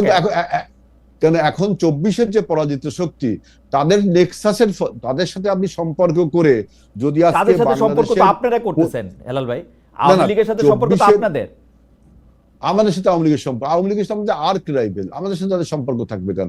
আজকে আওয়ামী লীগের যে রিহ্যাবিলিটেশন, এটা যদি আপনি বলতে চাই তাহলে আপনি দেখবেন যে পিআর পদ্ধতি যখন আনা হয় তখন কিন্তু আমি বহু টেলিভিশন টকশোতে বলছি যে এই পিআর পদ্ধতির ফলে জামাত যে পিআর পদ্ধতিটা আনলো এর ফলে কিন্তু উচ্চকক্ষে, যেহেতু নিম্নকক্ষে পিআর হবে না, উচ্চকক্ষে কিন্তু আওয়ামী লীগের রিহ্যাবিলিটেশন একটা সুযোগ রয়ে গেছে। এটা কিন্তু এটা যদি জানতে চান তাহলে আবার আমাকে বুঝায় বলতে হবে। কিন্তু এখন বক্তব্য হলো যে বাংলাদেশে যখন একটা নির্বাচনী পরিবেশ বিরাজ করছে, নির্বাচনটা প্রয়োজন, ঠিক তখনই বিভিন্ন রকম বয়ান তুলে আপনার রাজপথকে আবারও অস্থিতিশীল করে তুলছে। বিএনপি অফিসের সামনে বোম মারে। আপনি চিন্তা করেন আমরা যদি রিটালিয়েট করি তাহলে কি হবে? ওরা চাচ্ছে যে দেশে একটা গন্ডগোল বাঁধুক। এই জন্য আমি বলছি যে তাহলে কি ৭১-এর যে ভুল তারা করেছিল, ২৪-এর যারা ভুল করেছে এই আওয়ামী লীগ, এই দুই অপশক্তির নেক্সাসের ফলে কি বাংলাদেশের গণতন্ত্রের যাত্রাপথ বিঘ্ন হবে? সেজন্য আমি বলছি যে আমাদের মনে রাখতে হবে যে আপনারা আজকে যে বিভিন্ন রাজনৈতিক দল এনসিপি সহ আপনারা যে বিএনপির কে মেলাইন করার, বিএনপির নেতা নেত্রীকে ডিফেম করে বক্তব্য দিচ্ছেন, মনে রাখবেন যে বাংলাদেশের গণতন্ত্র এবং বাংলাদেশের স্বাধীনতা রক্ষার এই মুহূর্তে শেষ রক্ষা কবচ কিন্তু বিএনপি, শেষ রক্ষা কবচ কিন্তু বিএনপি। আপনারা যে রাজনৈতিক প্রথম কথা হচ্ছে যে হেলাল ভাই, আমরা আবার আসবো আপনার কাছে। প্রথম কথা হইলো যে বিভিন্ন বক্তব্য যেগুলি দেওয়া হচ্ছে বিএনপিও বক্তব্য দিতে কম যায় না। বিএনপি ছাড়া বিএনপি সব দলের মুনাফেক মনে করে, সব দলের পরাজিত শক্তি মনে করে, বিএনপি খালি বিজয়ী শক্তি। আপনারা সব দলের পরাজিত শক্তি মনে করেন, আবার যখন দরকার হয় তখন সেটার সাথে আপনারা বসেন। আপনি বলেন আমরা কি এনসিপি কে বলছি যে পরাজিত শক্তি? আমরা বলছি আওয়ামী লীগ কি পরাজিত শক্তি না? ২৪-এর পরাজিত শক্তি না? ৭১-এর কি জামাত পরাজিত শক্তি না? তাহলে আমি আর কাউকে পরাজিত শক্তি, এই দুজনকে কি তো বললাম, সবাইকে বললাম না তো, আমি বললাম দুইজনকে। তাদের জামায়াতের ২৪-এর পরে তো ৭১ আসে নাই। আমি তো ৭১-এর পরে, আমি যে এই এখন আমি একটু আমির ভাই আপনাকে একটু অনুরোধ করব যে আপনি যদি পারেন একটু হাবিবুর রহমানের তারিখ আমার রুমের লাইব্রেরিতে আছে, আপনি একটু আমাকে একটু দিয়ে যাওয়ার ব্যবস্থা করলে আমি দেখাই দিতে পারি যে জামায়াত সম্পর্কে বিএনপি আসলে কি কি বলতো। এখন হঠাৎ করে বলাটা কেন চেঞ্জ হলো, এটা হলো আমার প্রশ্ন। কারণ ৭১ তো ২৪-এর পরে আসে নাই। জামায়াত ইসলামী ৭১-এ কি অবস্থান ছিল সেটা তো বিএনপি জানতো, এমন তো না যে বিএনপি জানতো না। জানতো। আজকে বিএনপি যদি এখন জামায়াত বিএনপির পাত্তা দিচ্ছে না, জামায়াত বিএনপির আধা পথে পাত্তা দিচ্ছে না, এবং বিএনপি মনে করতেছে যে বিএনপির কোনো ভোট নাই, বিএনপির যা কিছু ভোট সেটা হচ্ছে এন্টি আওয়ামী লীগ ভোট, জামাত এটা পায়া ফেলবে, এই জন্য বিএনপির হচ্ছে অসুবিধা। আমি এই প্রসঙ্গে আপনার কথা বিএনপি একা নির্বাচন করে জামাতকে বিরুদ্ধে ১৯৯৬ সালে একটা ১১৪টা সিট পেয়েছিল, এবং সেই নির্বাচন যদি আপনি ক্রিটিক্যালি অ্যানালাইসিস করেন, ঠিকমতো নির্বাচনে তো আমরা ক্ষমতায় আবারও আসতাম। আমরা কিন্তু ফ্যাক্ট রিমেইন যে আপনারা ক্ষমতায় আসতে পারেন নাই, ক্ষমতায় আসতে আপনাদের জামাতের কাঁধেই সওয়ার হতে হয়েছে। তখন জামাত খুব ভালো ছিল ভাই, সওয়ার হতে হয়েছে, জামাত খুব ভালো ছিল তখন, সিট আমরা জামাত ভালো ছিল। শোনেন, পলিটিক্যাল অ্যালায়েন্স, আপনার নির্বাচনী অ্যালায়েন্স আর পলিটিক্যাল অ্যালায়েন্স তো দুটো এক জিনিস না খালেদ ভাই। আচ্ছা ঠিক আছে, আপনার নির্বাচনী political- অ্যালায়েন্স ছিল, নির্বাচনী অ্যালায়েন্স আর পলিটিক্যাল অ্যালায়েন্স আমরা পরে আবার শুনবো। হেলাল ভাই, এক আমি না, আবার আপনি হেলাল ভাই, বলেন, হেলাল ভাই, আপনি- আমি আপনি যে- আসতেছি আপনার কাছে, আমি একটু মুর্তজা ভাইয়ের কাছে যাই। মুর্তজা ভাই, আমরা একটু অনুষ্ঠানের সময়টা একটু বাড়ায় নিব আজকে, একটু আপনারা যদি অনুমতি দেন তাহলে, কারণ হচ্ছে যে অনেকগুলি আলাপে সময়টা একটু। মুর্তজা ভাই, আপনি আমাকে দুইটা জিনিস বলেন। পুলিশ বাহিনীটা নিয়ে ডিম আগে না মুরগি আগে এর একটা অবস্থা তৈরি হয়েছে। অনেকে বলতেছেন যে পুলিশ বাহিনীর মধ্যে আওয়ামী লীগের লোক রয়ে গেছিল এবং তারা গত 15 বছরে আওয়ামী লীগ সরকারের যে নিষ্পেষণ যন্ত্র সেটাতে তারা সবচেয়ে বেশি ব্যবহৃত হয়েছে, বা নিজেরা মজা করেও ব্যবহার করছে। মানে ধৈর্য নিয়ে আনতে আসতে করলে বাইন্দা নিয়ে আসছে, গুম করছে, খুন করছে, ইত্যাদি ইত্যাদি। জুলাই আগস্টে তো অনেক কিছু করছেও। কিন্তু বিপরীতভাবে এইটাও সত্য, পুলিশ দেখছে যে তার ইউনিফর্মে থাকা লোক সহকর্মীকে মেরে ঝুলিয়ে দেওয়া হয়েছে, থানায় গিয়ে আগুন লাগিয়ে দেওয়া হয়েছে। এমনকি সরকার পরিবর্তন হওয়ার পরও পুলিশ বাহিনীর উপর বিভিন্ন নির্যাতন অত্যাচার চলেছে, যেগুলি নিয়ে আসলে কোনো ধরনের কোনো মামলা হবে না বা মতো একটা ইনডেমনিটিও আছে, কাছাকাছি, ইনডেমনিটির কাছাকাছি। এইটা তাদের এর জন্য দায়ী কিনা? মুর্তজা ভাই, আপনি ধন্যবাদ কোনটা আপনাকে। আপনার এই প্রশ্নের পরে আমি আরো কয়েকটা নিয়ে ছোটখাটো করে একটু জি, কথা জি, বলবো। জি। পুলিশ বাহিনীর উপরে নৃশংসতার যে কথাটা বলা হইতেছে বা যেটা আলোচনায় আছে, হুম, এটা আসলে কি? এটা কি বাংলাদেশে সত্যি সত্যি এরকম কোনো ঘটনা ঘটেছে? না ঘটে নাই? ঘটেছে মানে কোন পরিপ্রেক্ষিতে ঘটেছে? হুম, 5 আগস্ট সকালবেলা আমরা তখনও জানি না যে শেখ হাসিনা পালিয়েছেন কি পালায়নি। সেই সময় যখন সকাল 8টা, সাড়ে 8টা, 9টার সময় যখন জানছিলাম যে উত্তরা, গাবতলী সহ যাত্রাবাড়ি বিভিন্ন জায়গার থেকে মানে লাখ লাখ মানুষ বা শত শত মানুষ বা হাজার হাজার মানুষ ঢাকার শহরের দিকে আসছে, সেই সময়ও খবর পাচ্ছিলাম যাত্রাবাড়ির হানিফ ফ্লাইওভারের উপর থেকে পুলিশ অনবরত গুলি করছে এবং মানুষ মারা যাচ্ছে। সেটার ভিডিও চিত্র আমাদের কাছে আছে, দেখেছি আমরা, সেটার স্থির চিত্র আমাদের কাছে আছে। যে সময় শেখ হাসিনা পালিয়ে গেছে সেই সময় সাভারে পুলিশ গুলি করে হত্যাকাণ্ড ঘটিয়েছে। এই দুটি ঘটনা আমি বললাম। এই দুটি ঘটনা কি এটা জাস্টিফাই করে যে যেহেতু পুলিশ হত্যা করেছে গুলি করে, সেই কারণে পুলিশের উপরে এই নৃশংসতা বা পুলিশকে হত্যা করা হয়েছে? ঘটনার প্রেক্ষিতটা আমাদের একটু বিবেচনায় রাখতে হবে। এই দুটি ঘটনা সহ অসংখ্য নজির আছে কারণে এবং অকারণে। কারণের চেয়ে অধিকাংশ ক্ষেত্রে অকারণে পুলিশ গুলি করে মানুষ হত্যা করেছে।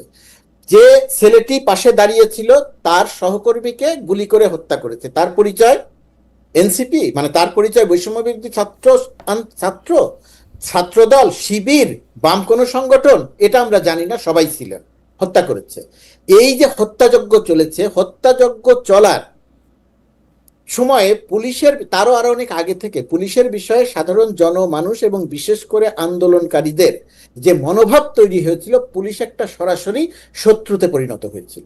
সেই শত্রুকে যখন সে সামনে পেয়েছে, নির্দয়ভাবে তাকে হত্যা করেছে। এরকম হত্যার ঘটনা বাংলাদেশে ঘটেছে। থানা পুড়িয়ে দেয়া, যে থানা পুড়িয়ে দিয়ে 13 জনকে হত্যা করা হয়েছে, ওই থানার ঘটনা ঠিক আমরা জানি। সারা দিন ধরে ওই থানা থেকে মানুষকে উদ্দেশ্য করে গুলি করা হয়েছিল, গুলি করে বিক্ষুব্ধ মানুষকে আটকে রাখা হয়েছিল। যখন পুলিশের গুলি শেষ হয়ে যায় তখন বিক্ষুব্ধ জনতা থানার ভেতরে ঢুকে যায়, যে যেভাবে পেরেছে আগুন দিয়েছে, পিটিয়ে মানুষকে হত্যা করেছে। এটার চেয়ে বড় কোনো সত্য আর কিছু নাই, এটার সবচেয়ে বড় সত্য। এখন প্রশ্ন আসে যে আমি কি, যেহেতু পুলিশ সারাদিন ধরে গুলি করে মানুষ হত্যা করেছে, আহত করেছে, এখন পুলিশের যখন গুলি থাকলো না, তখন কি আমি গিয়ে পুলিশের থানা আক্রমণ করার লাইসেন্স পাই কি পাই না? যদি আপনি সুস্থভাবে আলোচনা করেন, টেবিলে বসে আলোচনা করেন, তাহলে আমি বলবো। না না মুর্তজা ভাই, আমার পয়েন্ট কিন্তু এটা না। আমার পয়েন্ট হচ্ছে, আমি এই প্রত্যেকটা পুলিশ হত্যা মামলার বা পুলিশ হত্যার মামলাটা আমি নিব কিনা, বিচার করে তদন্ত করে তোমার তো এই জায়গাতে আমি আসছিলাম, আমি এই জায়গাতে আমি পাইলাম, আসছিলাম, সেটাই এই জায়গাতে আমি পাইলাম। কিন্তু আমি আসছিলাম। যখন সেটাতে দেখি যে কারণ মামলা হয় কি, হবে না। পরাজিত শক্তি আর বিজয়ী শক্তি। 1971 সালে পাকিস্তানিরা যখন পরাজিত হয়, রাজাকাররা যখন পরাজিত হয়, তখন মুক্তিযোদ্ধারা এমন অনেক ঘটনা ঘটিয়েছিল যেটা ঘটার কথা ছিল না, প্রকাশ্যে গুলি করে সাধারণ রাজাকারকে হত্যা করা হয়েছে। এখন বিজয়ী শক্তি পরাজিত শক্তির অপকর্মের বিচার করে, পরাজিত শক্তি বিজয়ী শক্তির বিচ্যুত কোনো ঘটনার বিচার করে না। তো যেহেতু বিচার করে না, সেই কারণে পুলিশ যেহেতু মানুষ হত্যা করেছে, শেখ হাসিনা 15 বছরকে দিয়ে পুলিশকে দিয়ে এমন কোনো অপকর্ম নাই যে অপকর্ম করায় নাই। সেই ঘটনার পরিপ্রেক্ষিতে যে 40-42 জন বা আরো দু একজন কম বেশি পুলিশ সদস্য নিহত হয়েছেন, আমি একজন পুলিশ সদস্য নিহত বা হত্যারও বিপক্ষে, হওয়া উচিত হয় নাই। কিন্তু এখন ওই ঘটনা, আমি ঘটনাটা বলছি এই কারণে, কারণ আমি জানি যে আপনি এই প্রশ্নটা করবেন এবং এই প্রশ্নটা প্রাসঙ্গিকভাবে আসবে। আপনার চেয়ারে আমি থাকলে আমিও আপনাকে ঠিক এই প্রশ্নটাই করতাম। কিন্তু বিজয়ী শক্তি আর পরাজিত শক্তির এই পার্থক্যের জায়গাটা বিবেচনা করতে হবে, এবং ওই কারণেই যারা এত ত্যাগ স্বীকার করে ১,৫০০ মানুষের রক্ত দিয়ে যে আন্দোলন সফল করেছে, এই ১,৫০০ মানুষকে হত্যার নেতৃত্ব দিয়েছে যে বাহিনী, সেই বাহিনীর ৪০ জনের বিচার এখন এই ২,০০০ মানুষ হারানোওয়ালারা করবে, এটা প্রত্যাশা করা যায় না। না এটা না বাস্তব। না না না, আমরা সেটাকে উই আর দে দেখতেছি কেন মুর্তজা ভাই? এটা যদি আমি আর আপনি দেখি তাহলে কি আমরা এটা অস্বীকার করি না? পুলিশ কে আসলে? পুলিশ তো পিজেন্টস ইন ইউনিফর্ম। মানে ও তো ওর উপরে, মানে যে লোকটা শেখ হাসিনা ক্রিম খাইছে, যে লোকটা, এই কথা বলতে পারবেন মুর্তজা ভাই, যে লোকটা রাস্তায়, যে লোকটা ক্রিম খাইছে, যে লোকটা আমার বন্ধু এসপি বা আপনার বন্ধু ডিআইজি বা হেলাল ভাইয়ের বন্ধু আইজি, তারা কিন্তু শেখ হাসিনা ক্রিমটা খাইছে, রাস্তার ওই কনস্টেবলটা না। কিন্তু রাস্তার ওই কনস্টেবলকে দিয়ে আপনাকে গুলি করে হত্যা করিয়েছে। হ্যাঁ, ধরেন নারায়ণগঞ্জে বিএনপি, আমি আসলে এটা জুলাই আগস্ট এরকম মাস আমি বলি, নারায়ণগঞ্জে বিএনপি একটা মিছিল বের করলো, কোন কারণ ছাড়া চাষারায় গুলি করে 2 জন মানুষকে মেরে ফেলা হলো। মুন্সিগঞ্জে কোন কারণ ছাড়া গুলি করে 2 জন মানুষকে মেরে ফেলা হলো। বিষয়টি হচ্ছে আইজিপি ক্রিম খেয়েছেন, কিন্তু গুলিটা তো ওই কনস্টেবলকে দিয়ে করানো হয়েছে। বিএনপির ওই কর্মীরা যদি কোনোদিন সুযোগ পেত, তাহলে ওই পুলিশের অবস্থা কি হতো? আমি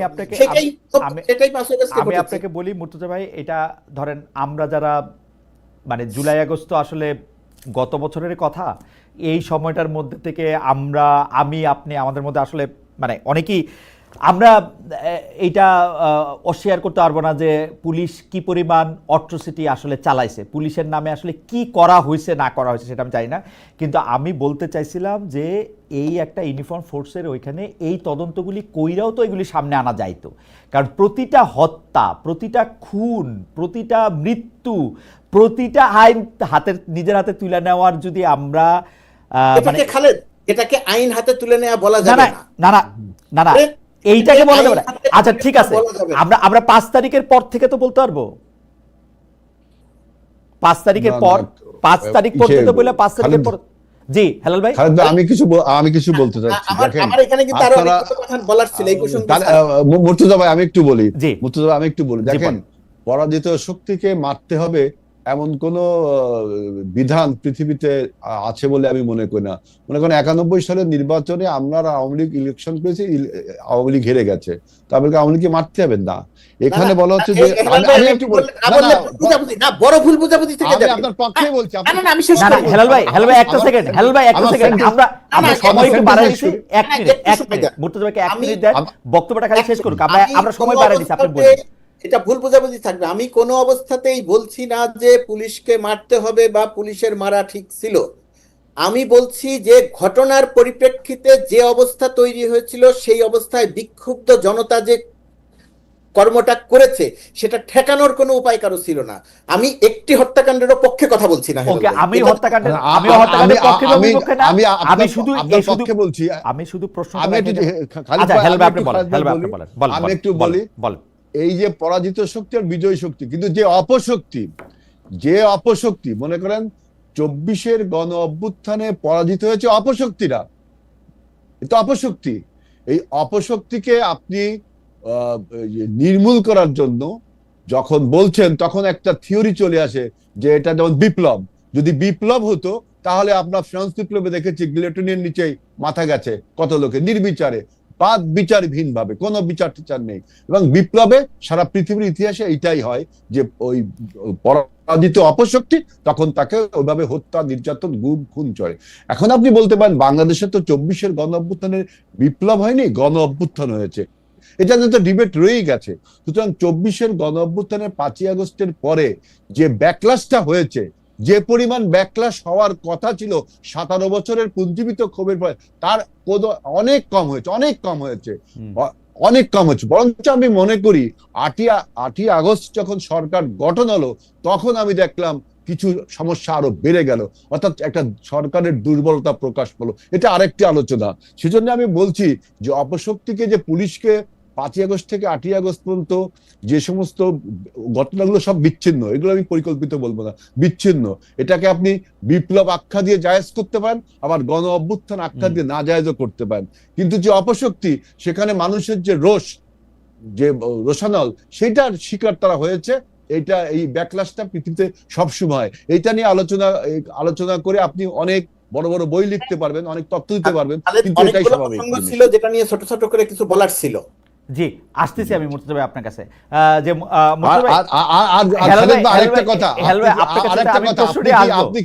আপনি কি 111 কে সার্টিফাই করছেন?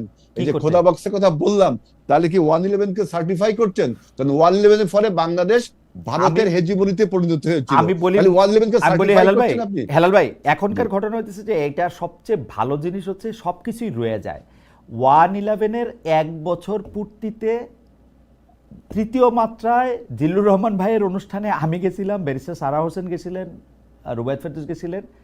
111 1 বছরের পূর্তিতে আমি জি। ওইখানে গিয়াও, তখনও কিন্তু 111-এর সরকার আছে, আমি ওইখানে গিয়েও ওই সরকারের বিপক্ষেই বলছিলাম।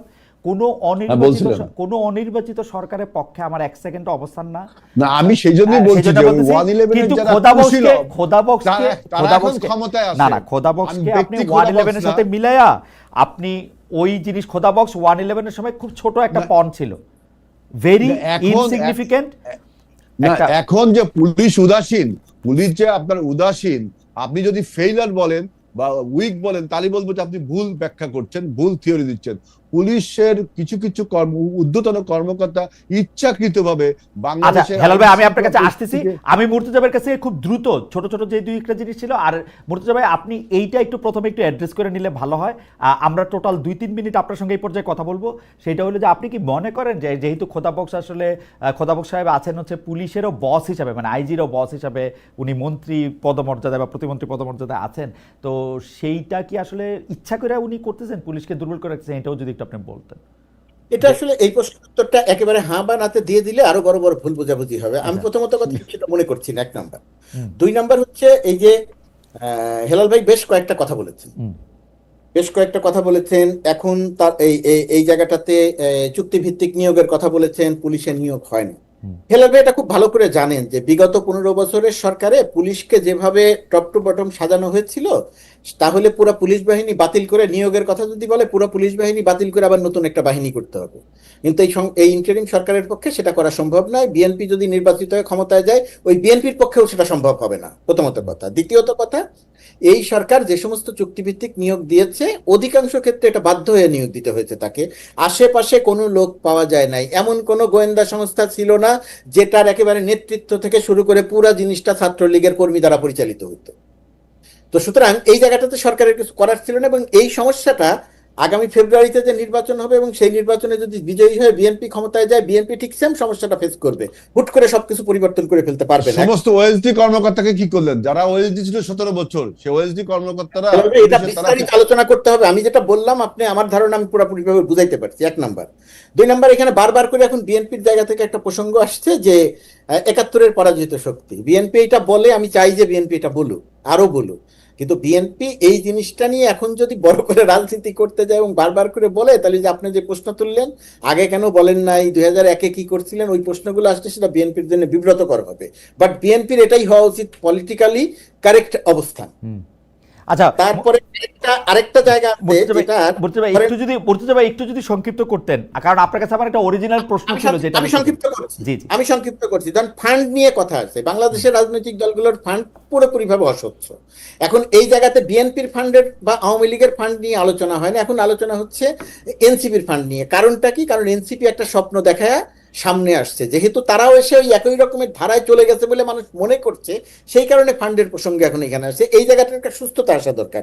সেই সুস্থতাটা যদি না আসে, তাহলে এই জায়গাটাতে বাংলাদেশের এই মানে রাজনৈতিক দলগুলো স্বাভাবিক ধারায় আসবে না। অন্য দলের রাজনৈতিক নেতাকর্মীরা কি করছে সেটা দেখার আগে আমার দলটাকে আমি আসলে কিভাবে সাজাচ্ছি, কিভাবে গোছাচ্ছি, সেই জায়গাটাতে যদি আমি একটা কঠোর নীতিমালা করতে না পারি, আমার ধারণা যে এই জায়গাটাতে তেমন কিছু হবে না। উন্নতি হবে না। আর নির্বাচন নিয়ে সংশয়ের কথা হেলাল ভাই যে কথাটা বললেন যে লন্ডন মিটিং এর আগে নির্বাচন নিয়েও সংশয় ছিল, আমি ব্যক্তিগতভাবে এটাকে সংশয়ের কথা বলি না। নির্বাচন নিয়ে কিন্তু আসলে কোনো সংশয় ছিল না। সরকারের জায়গা থেকে খুব পরিষ্কার করে বলা হয়েছিল যে জুনের মধ্যে নির্বাচন হবে। এখন বলা হয়েছে ফেব্রুয়ারির রোজার আগে নির্বাচন হবে। 2 মাস 3 মাস আগে আর পরে সংশয় তখনও ছিল না, এখনো সংশয় নাই। রাজনীতিতে যেহেতু আমরা একমত হতে পারি নাই, সেই কারণে আমরা মনে করছি যে এই পরিস্থিতির কারণে মনে হয় এইটা হবে না, ওইটার কারণে মনে হয় ওইটা হবে না। আমি বাংলাদেশের মানুষকে নিশ্চিত করতে চাই, আমি আমার একজন সাংবাদিকতার জায়গা থেকে, সরকারের জায়গা বাদ দেন, বাংলাদেশের নির্বাচন নিয়ে কোনো কনফিউশন নাই। নির্বাচন যে সময় হওয়ার কথা সেই সময় হবে, ভালো নির্বাচন। আমি আপনার সাথে 100% একমত, এবং আমি দর্শকদেরকে একটু বলে রাখি যে আমি কিন্তু কিছু টাকা বাজিয়েও ধরছি, কিছু টাকা না, আমার বিবেচনায় বেশি বড় টাকা। যে এপ্রিল, মানে আমার বাজেটটা আমি বলে রাখি যে এপ্রিল মাসের 30 তারিখের পর যদি বাংলাদেশে নতুন নির্বাচিত সরকার না আসে, মানে এপ্রিল 30 হচ্ছে এই সরকারের শেষ দিন, মানে মে মাসের 1 তারিখেও যদি ডক্টর ইউনূস থাকেন বা ডক্টর ইউনূসের না থাকা অন্য উপদেষ্টাদের মধ্যে কেউ যদি থাকেন, তাহলে আমি বাজিয়ে হারবো। আমি বলছি this is the last day, মানে এপ্রিল 30। এবং আমি নিশ্চিত করে বলি, এটা তো ভবিষ্যৎবাণী না, এটা তো গণক না, এটা হচ্ছে রাজনৈতিক বিশ্লেষণ। সেই বিবেচনায় বলি যে নিশ্চিত করেই আপনি হারবেন না। আমারও তাই মনে হয়, কারণ আমি তো সেফ বেটই লাগবো। যাই হোক, মুর্তজা ভাই, আপনি আমাকে 2টা মিনিট একটু বলেন যে সবচেয়ে বেশি কথা হচ্ছে, হেলাল ভাই আসতেছি, আমাদের অনেকগুলি ছোট ছোট বিষয় আছে, যে আমাদের অনেক বেশি কথা হচ্ছে যে বাংলাদেশে পণ্য যুক্তরাষ্ট্রের রপ্তানির ক্ষেত্রে যে ট্যারিফ যুক্তরাষ্ট্র 35% বাড়াইছে, বাংলাদেশ এটা করার জন্য নেগোশিয়েট করতেছে। 2টা প্রশ্ন এখানে দেখা দিচ্ছে। একটা প্রশ্ন হচ্ছে যে নিরাপত্তা উপদেষ্টাকেও আমরা একই কারণে আমেরিকাতে থাইকা যেতে দেখছি, এবং তিনি এটা করছেন। জাতীয় নিরাপত্তা উপদেষ্টা ট্যারিফ নিয়ে কেন আলোচনা করবেন? আমরা দেখছি যে তিনি থাকাকালীন সময় আমাদের কোনো লাভ হয় না। লাভ হয়েছে যখন বাণিজ্য উপদেষ্টা যখন আসছেন, তখন কয়েকটা ইফেক্টিভ মিটিং তিনি করছেন। এইটা একটা কথা। 2 হচ্ছে আরেকটা, এই যে এইরকম একটা লেখা, যেটা হলো বাংলাদেশকে পাঠানো ইউএসটিআর চিঠিতে বাণিজ্য আগ্রাসনের ছায়া, এরকম একটা প্রতিবেদন করছিল হচ্ছে বাংলা আউটলুক নামে একটা প্রতিষ্ঠান। সেটাকে সরকারের চাপে নাকি তুলে নিতে বাধ্য করা হয়েছে। জুলকারনাইন সাহেব এরকম একটা কথা বলছেন। দুইটাই যদি একটু আমাদেরকে একটু বলতেন যে এই ট্যারিফ নিয়ে আসলে। প্রথমত কথা খালেদ, এটা আসলে 2 মিনিটে বলার ব্যাপার না, এটা আরো কয়েকটা মিনিট সময় দরকার, না হলে এটা অনেক বড় ভুল বোঝাবুঝি হবে। 1 নম্বর, ট্রাম্প প্রশাসন অন্যান্য অনেক দেশের সঙ্গে বাংলাদেশের উপর 37% শুল্ক আরোপ করেছে। 35 আসলে, 37% প্রথমে 35%, রাইট।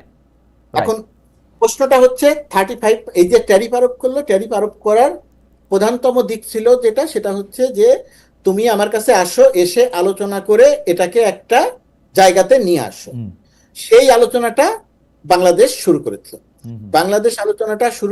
বাংলাদেশের আলোচনাটা যে সময়টাতে চলছিল, ঠিক সেই সময়ই আলোচনাটা আগের দিন শেষ হয়েছে। আমি ছিলাম সেই আলোচনা।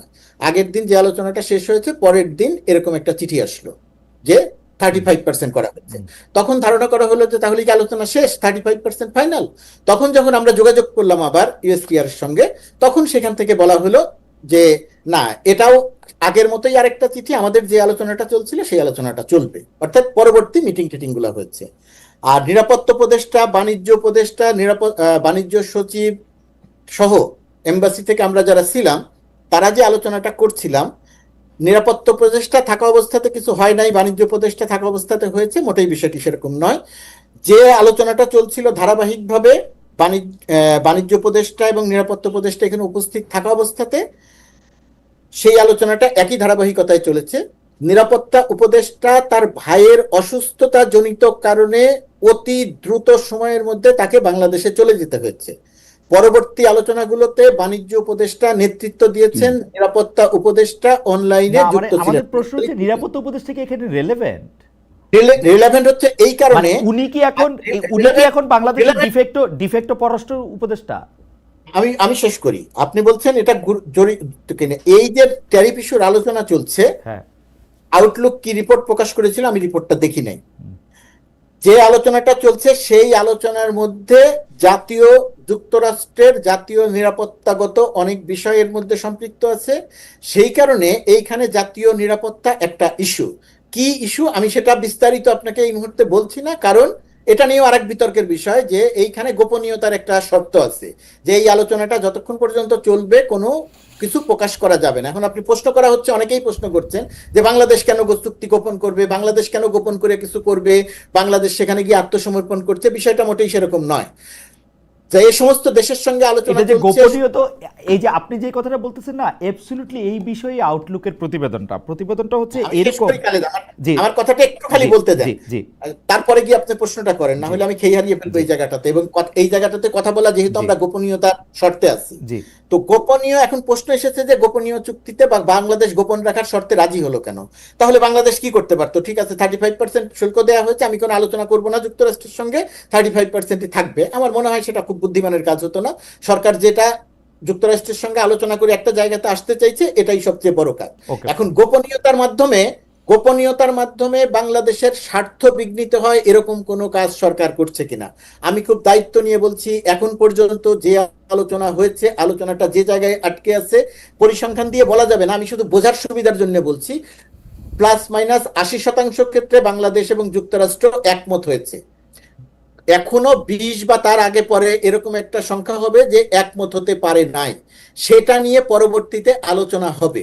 সেই আলোচনার সময় ঢাকার থেকে ঢাকার টিম যে টিম এসেছিলেন, তারা ঢাকায় গিয়ে আলোচনা করবেন, এখানে গিয়ে আলোচনা করবেন, আলোচনা করে একটা জায়গাতে আসা হবে। পৃথিবীর যে সমস্ত দেশের সঙ্গে যুক্তরাষ্ট্র বাণিজ্য নিয়ে এই আলোচনাটা করছে, তার প্রতিটি দেশের সঙ্গে না। আলোচনার আচ্ছা সঙ্গে মুর্তজা ভাই ঠিক আছে, আমার মনে হয় যে আপনি আপনার বক্তব্য সংশ্লিষ্ট আছে। পরিষ্কার করছেন, সেটা নিয়ে আমরা একটা আলাদা করে আলোচনা করব। কিন্তু আমরা বুঝতে পারতেছি যে মার্কিন যুক্তরাষ্ট্রের একই রকম চিঠি, কারণ মার্কিন যুক্তরাষ্ট্র এত এত এত এত কষ্ট করে না, এটা একই রকমের একটা প্রায় টেমপ্লেটের মতো করে চিঠি বিভিন্ন রাষ্ট্রের সাথে কথা বলতেছে।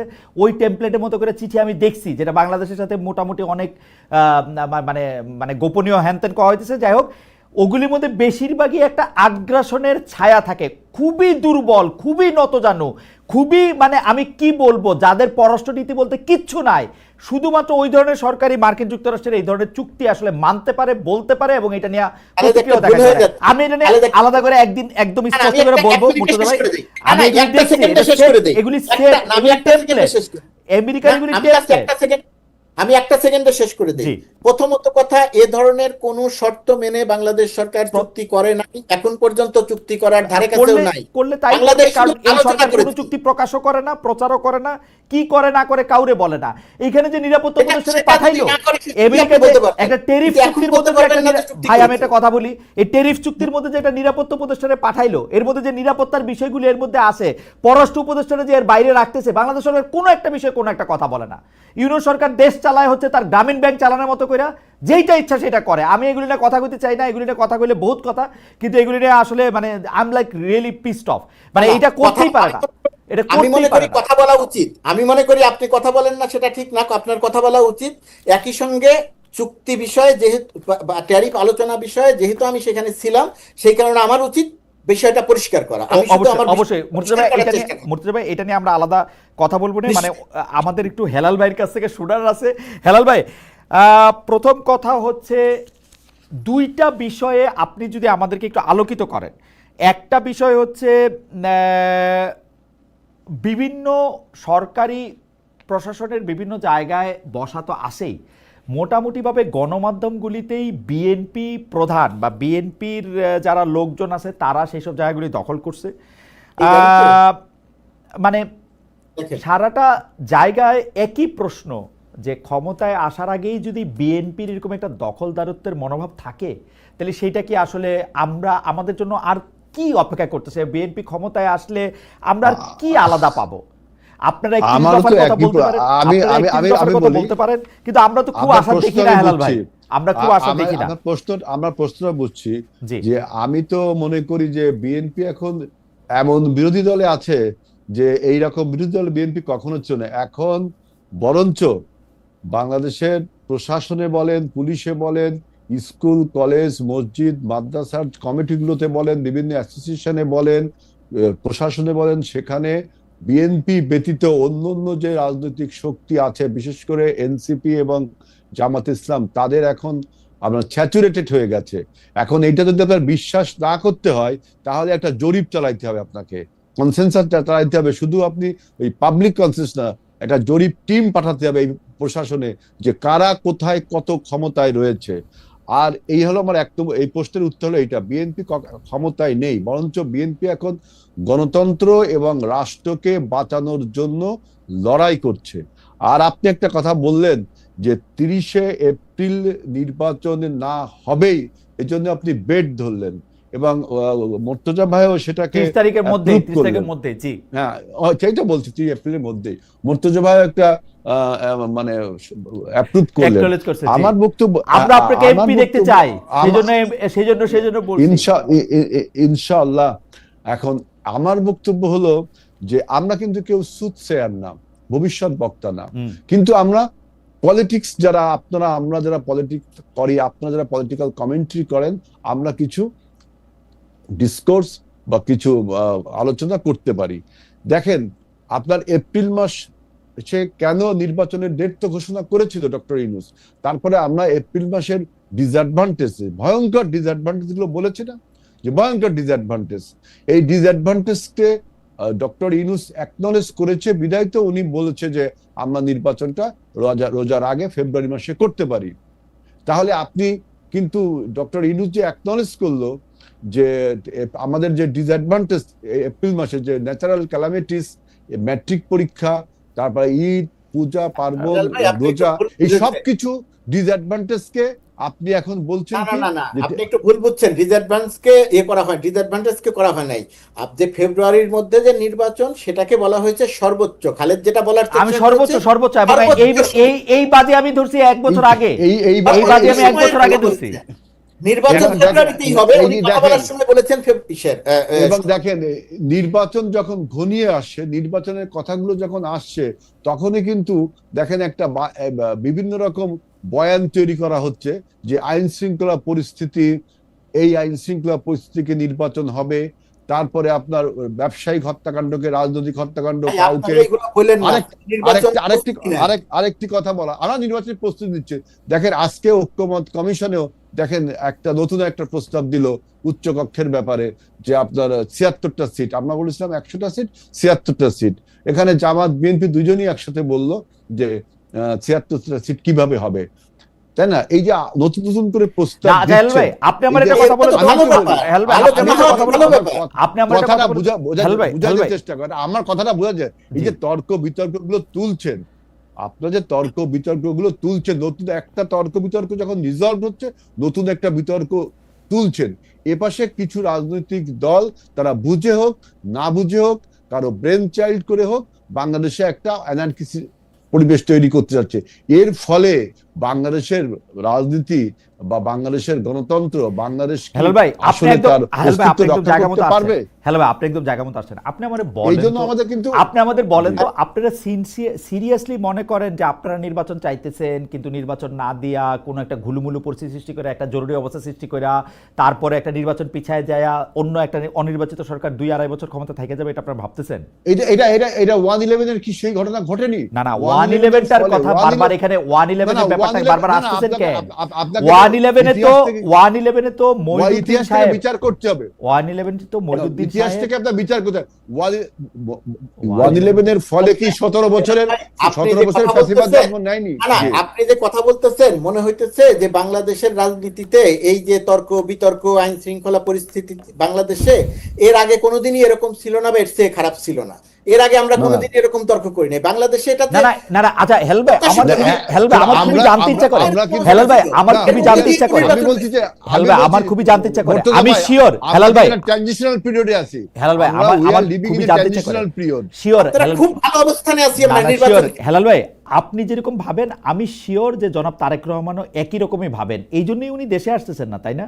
উনি মনে করতেছেন যে কোন একটা গ্যাঞ্জাম করে উনাকে জেলে পাঠাই দিয়া, এই যে ন্যারেটিভটা দেখেন, আমাদের প্রসঙ্গ কি? আপনি যে প্রসঙ্গ তারেক রহমান দেশে আসবেন কি আসবেন না, এই প্রসঙ্গ তো আপনার হেডেক হওয়ার, আমার খুবই হেডেক ভাই, আমার খুবই হেডেক। উনি বাংলাদেশে, মানে আমার হেডেক না, তারেক রহমান খালি আপনার নেতা। শুনেন, আমার হেডেক হইতে পারবে না, নেতা আমার হেডেক হইতে পারবে না। আমি বলছি না, আমাকে ব্যাখ্যা দিতে দেন। আমরা কিন্তু এখন we are living in a two different world, তাই না? Actual world and virtual world. Actual ওয়ার্ল্ডে আমরা আন্দোলন সংগ্রাম করছি। ভার্চুয়াল ওয়ার্ল্ডে তিনি আমাদের সাথে যে সম্পৃক্ততা রেখেছেন, যেভাবে আমাদের বিএনপিকে সংগঠিত করেছেন, জনগণকে সংগঠিত করেছেন, জনগণকে উজ্জীবিত করেছেন হাসিনা বিরোধী আন্দোলনে, হাসিনাকে মাফিয়া আখ্যায়িত করতে তিনি ভার্চুয়াল জগতে যে পারদর্শিতা তার উপর অ্যাকচুয়াল জগতে শোনেন, পার্টি এটা তো পলিটিক্যাল একটা সিদ্ধান্ত এবং তার ব্যক্তিগত সিদ্ধান্ত। আমার দেশে আমি আসবো পলিটিক্যাল সিদ্ধান্তটা কি? হ্যাঁ, তিনি যখন পরিবেশ আসার প্রয়োজন মনে করবেন তিনি তখন আসবেন। আপনার দৃষ্টিতে যেটা মনে হচ্ছে, আমার তো মনে হয় যে না, আমার তো মনে হয়েছিল যে উনি আসবেন 8 তারিখ 10 তারিখ মনে হতে পারে, কিন্তু পার্টির যে পলিসি মেকার যারা এবং পার্টির যারা চেয়ারম্যান বা ভারপ্রাপ্ত চেয়ারম্যান, তাদের সিদ্ধান্ত আপনার সিদ্ধান্তের সাথে তো একমত হবে না। আপনারা বিএনপি এটা বলেন যে বিএনপি রাজনৈতিকভাবে সিদ্ধান্ত নিতেছে, বিএনপি টপ ব্রাস যে তারেক রহমান সাহেবের দেশে আসা এখন উচিত না, নিরাপদ না, তুলি তো হইলো, আমরা জানলাম। না না না না, সেটা তো আপনার বক্তব্য। তিনি জানেন তিনি কখন দেশে আসবেন। আজকে দেশের যে পরিস্থিতি আপনারা করেছেন, যে দেখেন আইন শৃঙ্খলা পরিস্থিতির অবনতি, আপনি প্রতিবেশী রাষ্ট্রের ব্রেন চাইল্ডকে এখনো আপনি সিঙ্গেল আউট করতে পারছেন না। আপনি দেশের, তাই না? আপনি দেখেন এখন আমাদের আন্তর্জাতিক ভাবে বললেই হয় সেটা, শোনা, এটা তো আপনি রাজনীতি সরল কথায়, রাজনীতি যদিও সরল ব্যাপার, কিন্তু সরল কথায় সব উত্তর দেওয়া যায় না। আজকে আপনি দেখেন আমাদের দেশের উপরে যে আন্তর্জাতিক প্রভাব বিস্তার করছে, যে যুক্তরাষ্ট্র, যে আপনারা নিজেরাই বললেন যে 35% ট্যারিফ আরোপ করার ফলে, এই যে বাণিজ্য উপদেষ্টা, আমি কিছুক্ষণ আগে একটা নিউজে দেখলাম, সত্য মিথ্যে জানি না, যে যুক্তরাষ্ট্রের সাথে কি কথা হয়েছে তা আমি বলতে পারবো না, এরকম একটা নিউজ আমি দেখলাম। তারপরে দেখেন আপনি ভারতের একটা হেজিমনি তো আমাদের দেশে রয়ে গেছে, এরপরে আমরা বাংলাদেশ কিন্তু এখন অনেকটা চীনের প্রতি ইনক্লাইন্ড হয়ে গেছি, তাই না? এর সাথে যুক্ত হয়ে হচ্ছে আপনার এই যে চীনের সাথে যে মানবিক করিডোর, রোহিঙ্গা, এই যে আন্তর্জাতিক ইস্যুগুলোকে অ্যাড্রেস না করে, মনে করতেছেন যে ইলেকশনটা কবে হবে? আমরা শেষ করে দিই আজকে অনুষ্ঠান, এই কথা কোথাও শেষ হবে না, আপনি বলে দেন অন্তত আমরা মনে করি যে এই তর্ক বিতর্ক ন্যারেটিভ গুলো না তুলে সংসদ আলোচনার স্থান হওয়ার জন্য ডিসেম্বরে তোলা যাবে না, সেটা বলে দেন। আমরা তো সব কথা আলোচনা করেছি, সব কথা আলোচনা করেছি, শুধু ওই যে ফ্যাসিবাদ ঐক্যবদ্ধভাবে, এখানে সবাই ঐক্যবদ্ধভাবে আন্দোলন করেছে, না সবাই ঐক্যবদ্ধ হবে। আপনি এনসিপির নেতা মানেন, তারপর এনসিপির রাইখা সবাই হন, শেখ হাসিনা সবাই হইতে চাইছিল, প্রধানমন্ত্রী আমি থাকবো, খালেদা জিয়া এসে স্বরাষ্ট্রমন্ত্রী হোক, সবাই খালি আপনারা প্রধান চেয়ারটা চান।